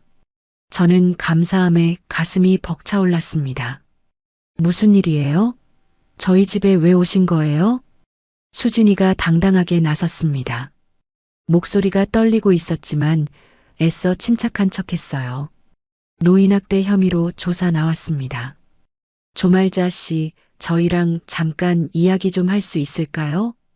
여자 경찰이 저를 바라봤어요. 눈빛이 따뜻했습니다. 저는 고개를 끄덕였어요. 어머님은 치매가 있으세요. 제대로 말씀도 못 하시는데 무슨 조사를 해요? 수진이가 버럭 소리를 질렀습니다. 얼굴이 불그락푸르락했어요. 여자 경찰이 차분하게 대응했습니다. 그래서 더 조사가 필요한 겁니다. 보호자분도 함께 조사 받으셔야 해요. 남자 경찰이 법무사를 쳐다봤어요. 이분은 누구시죠? 이 시간에 왜 여기 계신 거예요? 법무사가 말을 더듬었습니다. 서류를 황급히 가방에 집어넣으려 했어요. 그냥 서류 상담하러. 그 서류 좀 보여주시죠. 남자 경찰이 손을 내밀었습니다. 법무사가 마지못해 서류를 건넸어요. 경찰이 서류를 훑어보더니 눈썹을 치켜 올렸습니다. 건물 담보대출 서류네요. 밤 9시가 넘은 시간에 노인한테 서명 받으려고요? 분위기가 험악해졌어요. 수진이의 얼굴이 사색이 됐습니다. 저는 떨리는 목소리로 말했어요. 저 안 할 거예요. 서명 안 해요. 여자 경찰이 제 옆에 다가와 앉았습니다. 부드러운 목소리로 물었어요. 조말자 씨, 천천히 말씀해 주세요. 여기서 무슨 일이 있었어요? 저는 입을 열었습니다. 혀가 아직 무거웠지만 3개월 동안 못했던 말들이 터져 나왔어요. 천천히 하지만 또렷하게 말했습니다. 며느리가 녹용즙 3개월 동안 매일 먹였어요. 이상한 약이 들어있었어요. 저를 치매로 만들려고 말하면서 눈물이 흘러내렸어요. 3개월 동안 아무도 믿어주지 않았던 말이었습니다. 드디어 누군가 제 말을 들어주고 있었어요. 거짓말이에요. 어머님이 치매라서 헛소리 하시는 거예요. 저는 어머님을 위해 녹용집을 다려왔을 뿐이에요. 수진이가 소리쳤습니다. 히스테릭한 목소리였어요. 얼굴이 일그러져 있었습니다. 하지만 경찰들은 수진이의 말을 무시하고 제 이야기를 계속 들었어요. 그때 현관문이 다시 열렸어요. 박 주임이 들어왔습니다. 손에 서류 봉투를 들고 있었어요. 박 주임이 경찰에게 봉투를 건넸습니다. 녹용집 성분 분석 결과예요. 아는 약사한테 긴급으로 부탁했어요. 경찰이 서류를 펼쳤어요. 읽어 내려가던 경찰의 표정이 굳어졌습니다. 눈이 커졌어요. 이게 향정신성 약물이네요. 벤조디아제핀 계열이에요. 처방전 없이는 구할 수 없는 거예요. 이걸 녹용집에 섞어서 먹였다는 거죠? 박 주임이 고개를 끄덕였습니다. 3개월 동안 매일 복용시킨 것 같아요. 그래서 치매 증상처럼 기억력 저하, 손 떨림, 환각이 나타난 거예요. 수진이의 얼굴이 하얗게 질렸어요. 입술이 파르르 떨렸습니다. 아무 말도 못하고 서 있었어요. 저는 그 모습을 보며 분노가 치밀어 올랐습니다. 3개월 동안 나를 이렇게 만든 게 바로 이 약물이었구나. 제 녹용집에 그런 약을 넣은 거예요? 수진이가 아무 말도 하지 못했습니다. 고개를 숙인 채 바닥만 바라봤어요. 김수진 씨, 노인학대 및 약물 투여 혐의로 체포합니다.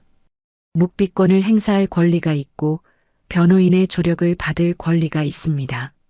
남자 경찰이 수갑을 꺼냈어요. 은색 수갑이 형광등 불빛에 번쩍거렸습니다. 수진이의 손목에 차가운 쇠소리가 울렸어요. 찰칵. 그 소리가 거실에 메아리 쳤습니다. 저는 멍하니 그 광경을 바라봤어요. 믿기지 않았습니다. 3개월 동안의 악몽이 끝나는 순간이었어요. 수진이가 수갑을 찬 채 저를 노려봤습니다. 눈빛이 도끼로 가득했어요. 하지만 더 이상 두렵지 않았습니다. 이제 저 사람은 저를 해칠 수 없어요. 어머님. 그때 익숙한 목소리가 들렸습니다. 성훈이었어요. 아들이 헐레벌떡 뛰어들어왔습니다. 얼굴이 창백했어요. 눈이 충혈되어 있었습니다. 넥타이가 풀어져 있고 셔츠가 구겨져 있었어요. 급하게 달려온 것 같았습니다. 무슨 일이야? 경찰차가 왜 있어? 수진이가 왜 저래? 성훈이가 수갑 찬 아내를 보며 소리쳤어요. 눈이 휘둥그레졌습니다. 저는 아들을 바라봤어요. 내 아들이 이 일을 알고 있었을까요? 함께 짜고 한 걸까요? 가슴이 찢어지는 것 같았어요. 아들을 믿고 싶었지만 두려웠습니다. 성훈아, 너도 알고 있었어? 저는 떨리는 목소리로 물었습니다. 성훈이가 고개를 저었어요. 엄마, 무슨 소리야? 나 아무것도 몰라. 진짜야. 아들의 눈에 눈물이 고였습니다. 당황한 표정이 진짜처럼 보였어요. 손이 떨리고 있었습니다. 저는 아들을 믿고 싶었어요. 수진이가 끌려나가면서 소리쳤어요. 목이 찢어지라 악을 썼습니다. 여보, 나 좀 살려줘. 다 너 때문이잖아. 내가 빚을 만들어서 내가 이 지경이 된 거야. 너 때문이라고. 성훈이가 멍하니 아내를 바라봤습니다. 얼굴이 하얗게 질려 있었어요. 아무 말도 하지 못했습니다. 현관문이 닫히고 수진이가 사라졌어요. 경찰차 시동 거는 소리가 들렸습니다. 그리고 멀어지는 엔진 소리. 거실에 정적이 흘렀어요. 시계 초침 소리만 째깍째깍 울렸습니다. 박 주임이 제 옆에 앉았어요. 손을 잡아주며 말했습니다. 따뜻한 손이었어요. 이제 괜찮아요, 조말자 씨. 다 끝났어요. 정말 잘 버티셨어요. 저는 박 주임의 손을 꽉 잡았어요. 눈물이 멈추지 않았습니다. 3개월 동안 참았던 눈물이었어요. 한 번 터지니까 주체할 수가 없었습니다. 어깨가 들썩거렸어요. 고마워요. 정말 고마워요. 제가 겨우 말했어요. 박주임이 없었다면 저는 오늘 서류에 서명하고 모든 걸 잃었을 거예요. 건물도 재산도 어쩌면 목숨까지도요. 성훈이가 제 앞에 무릎을 꿇었습니다. 무릎이 바닥에 닿는 쿵 소리가 났어요. 고개를 푹 숙이며 울먹였습니다. 엄마, 미안해. 내가 빚을 만들어서 이렇게 됐어. 내 잘못이야. 사업한다고 큰 소리 치더니 결국 이 꼴이 됐어. 아들의 어깨가 들썩거렸어요.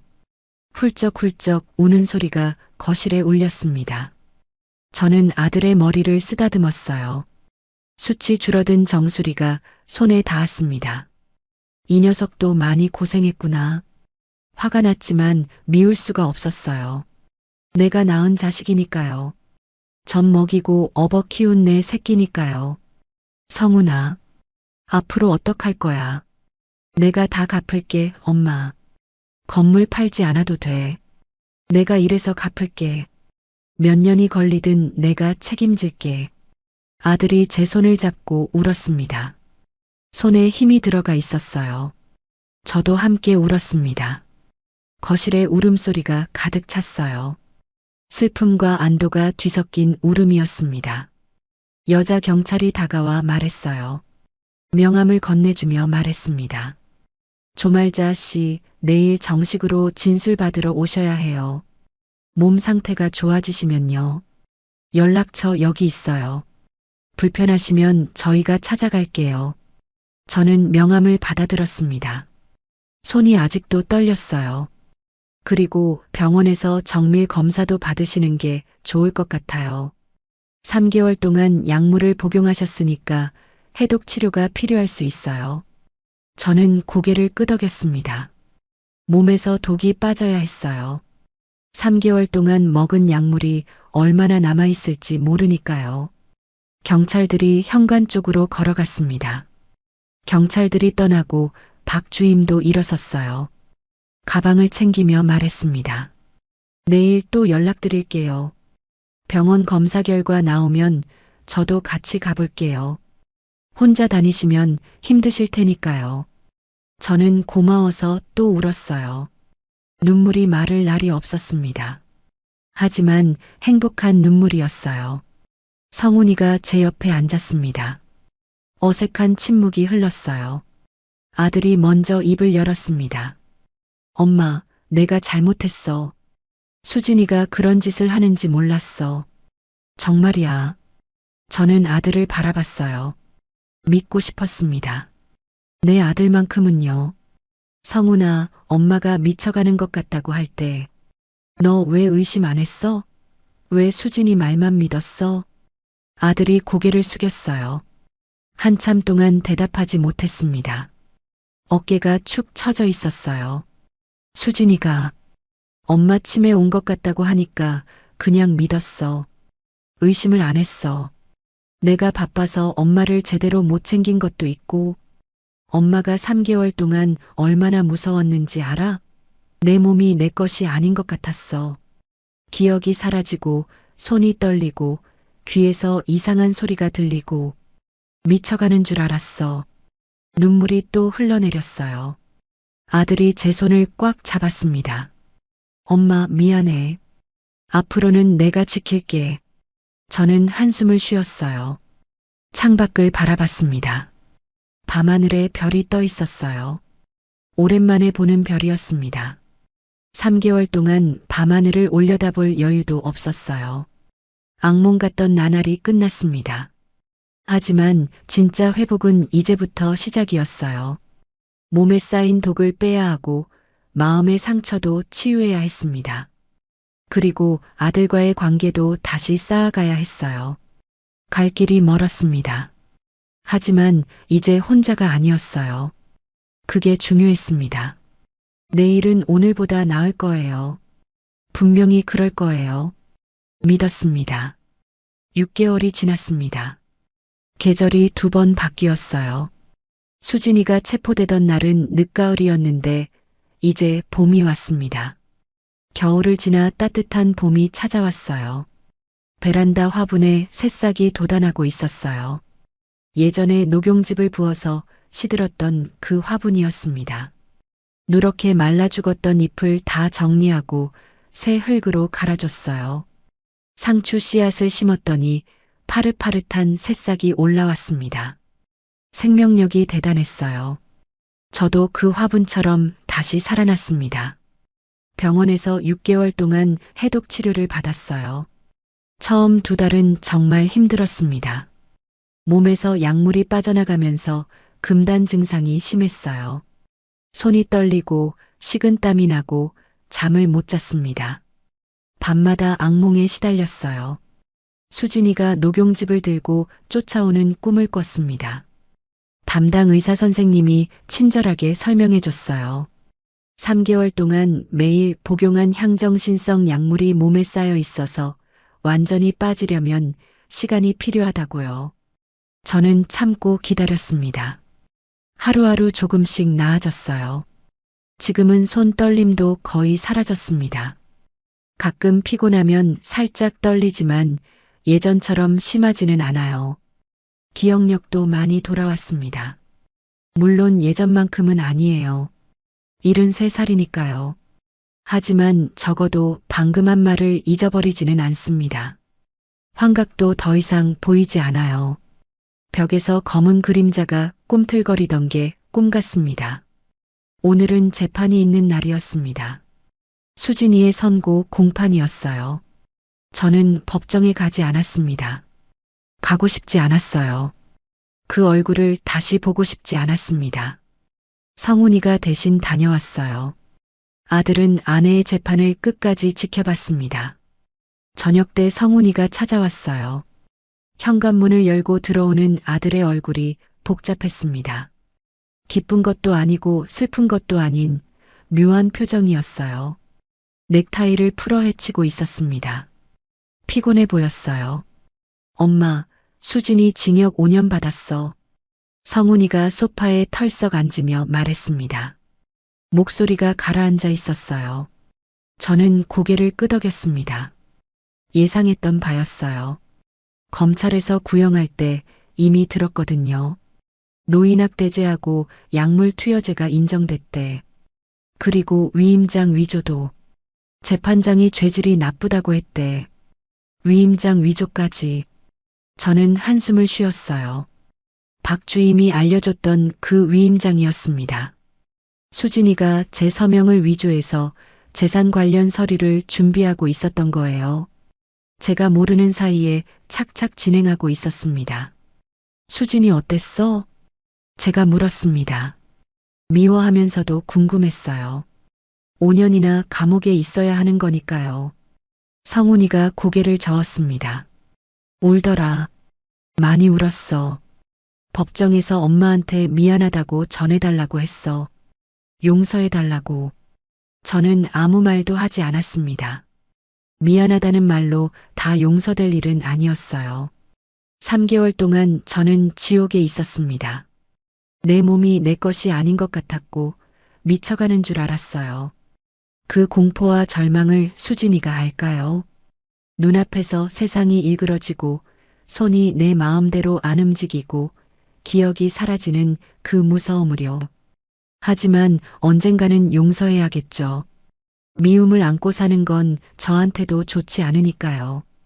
지금은 아직 못하겠지만 시간이 지나면 달라질 거예요. 성훈이가 제 손을 잡았어요. 엄마 미안해. 내가 빚만 안 졌어도 이런 일 없었을 텐데.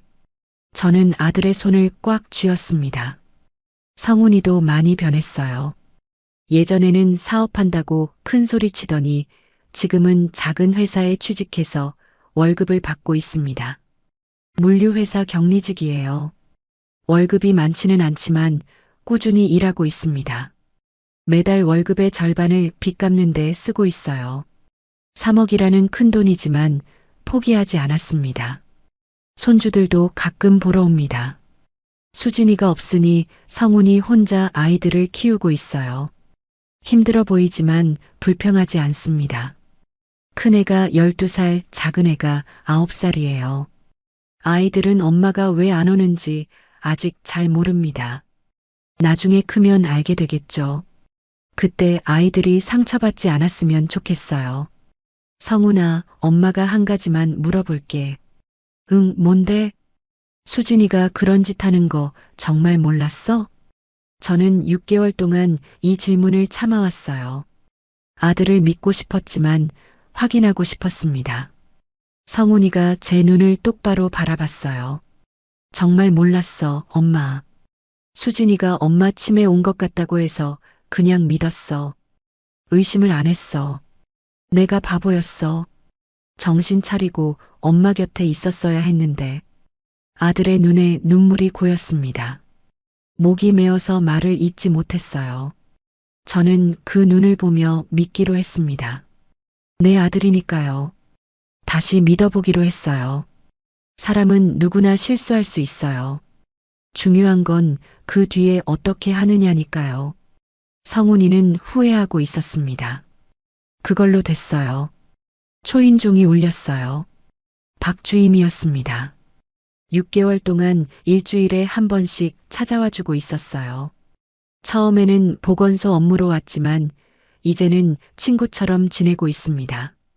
나이 차이가 20살 넘게 나지만 마음이 잘 맞았어요. 조말자 씨, 잘 지내셨어요? 얼굴색이 좋아 보이네요. 박주임이 환하게 웃으며 들어왔어요. 손에 과일 바구니를 들고 있었습니다. 사과랑 배가 가득 담겨 있었어요. 어머, 이건 또 왜 사왔어요? 맨손으로 오라고 했잖아요. 매번 이러면 제가 미안해서 어떡해요. 저도 웃으며 맞았습니다. 사실 박주임이 올 때마다 선물을 가져와요. 과일, 떡, 반찬 같은 것들이요. 거절해도 소용없었습니다. 박주임이 성훈이를 보고 인사했어요. 성훈 씨 오셨네요. 오늘 재판 결과 어떻게 됐어요?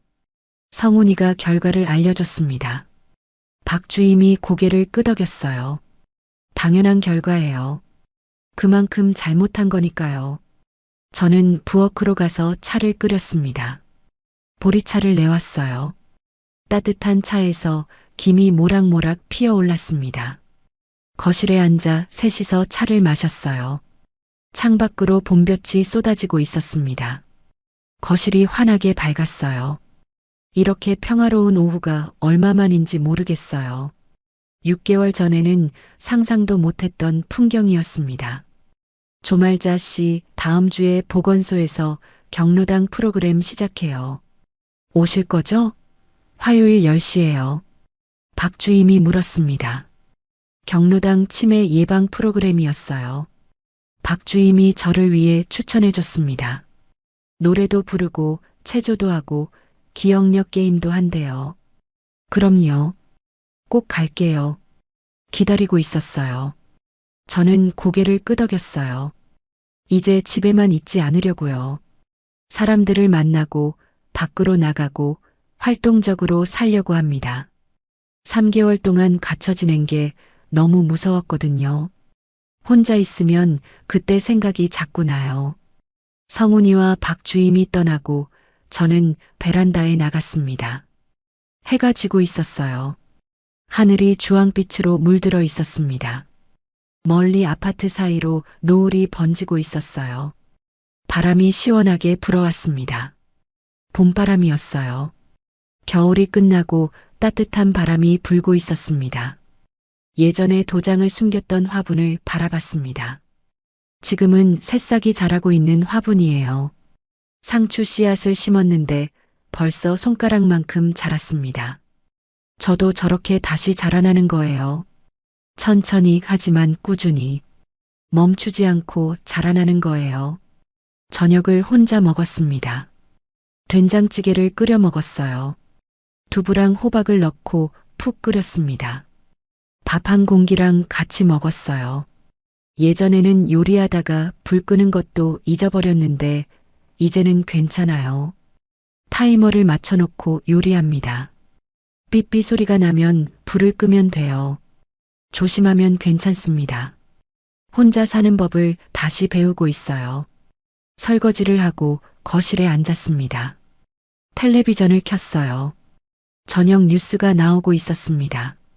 예전에는 뉴스를 봐도 무슨 말인지 이해가 안 됐어요. 약물 때문에 머리가 멍했거든요.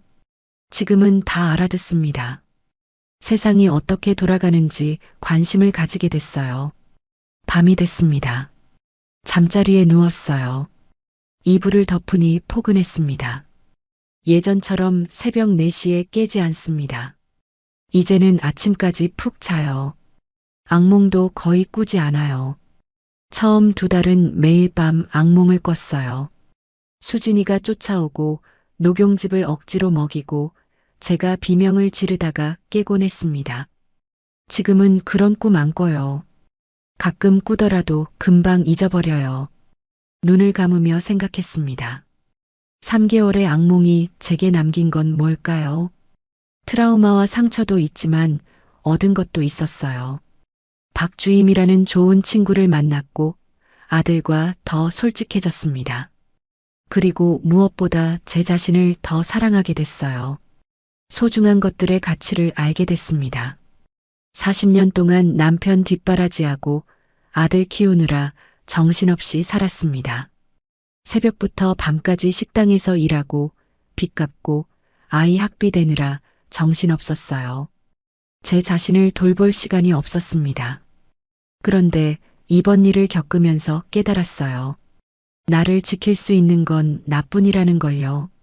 내가 나를 사랑하지 않으면 누가 사랑해 주겠어요. 이제는 달라요. 매일 산책을 하고 좋아하는 음식을 먹고 가고 싶은 곳에 갑니다.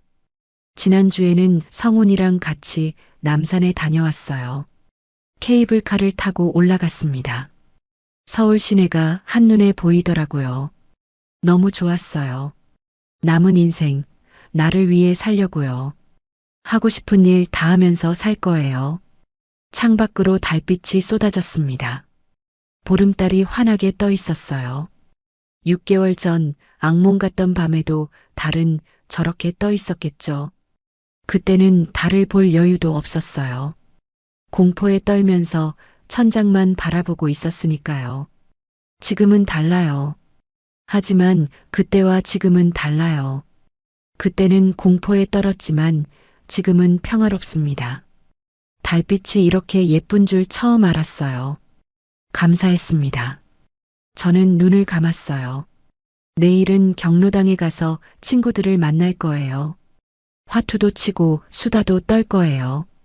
점심은 경로당에서 같이 먹을 거예요. 그게 제 새로운 일상입니다. 소박하지만 행복한 일상이에요. 73살 아직 늦지 않았어요. 저는 다시 시작할 수 있어요. 베란다의 새싹처럼 다시 피어날 수 있습니다. 이제는 무섭지 않아요. 혼자가 아니니까요. 박주임도 있고 성훈이도 있고 경로당 친구들도 있어요. 봄이 왔습니다. 제 인생에도 다시 봄이 왔어요. 40년을 일만 하며 살았는데 이제는 제 삶을 살 거예요. 늦었지만 지금부터라도요. 그게 제가 배운 가장 큰 교훈이에요. 잊지 않을 거예요.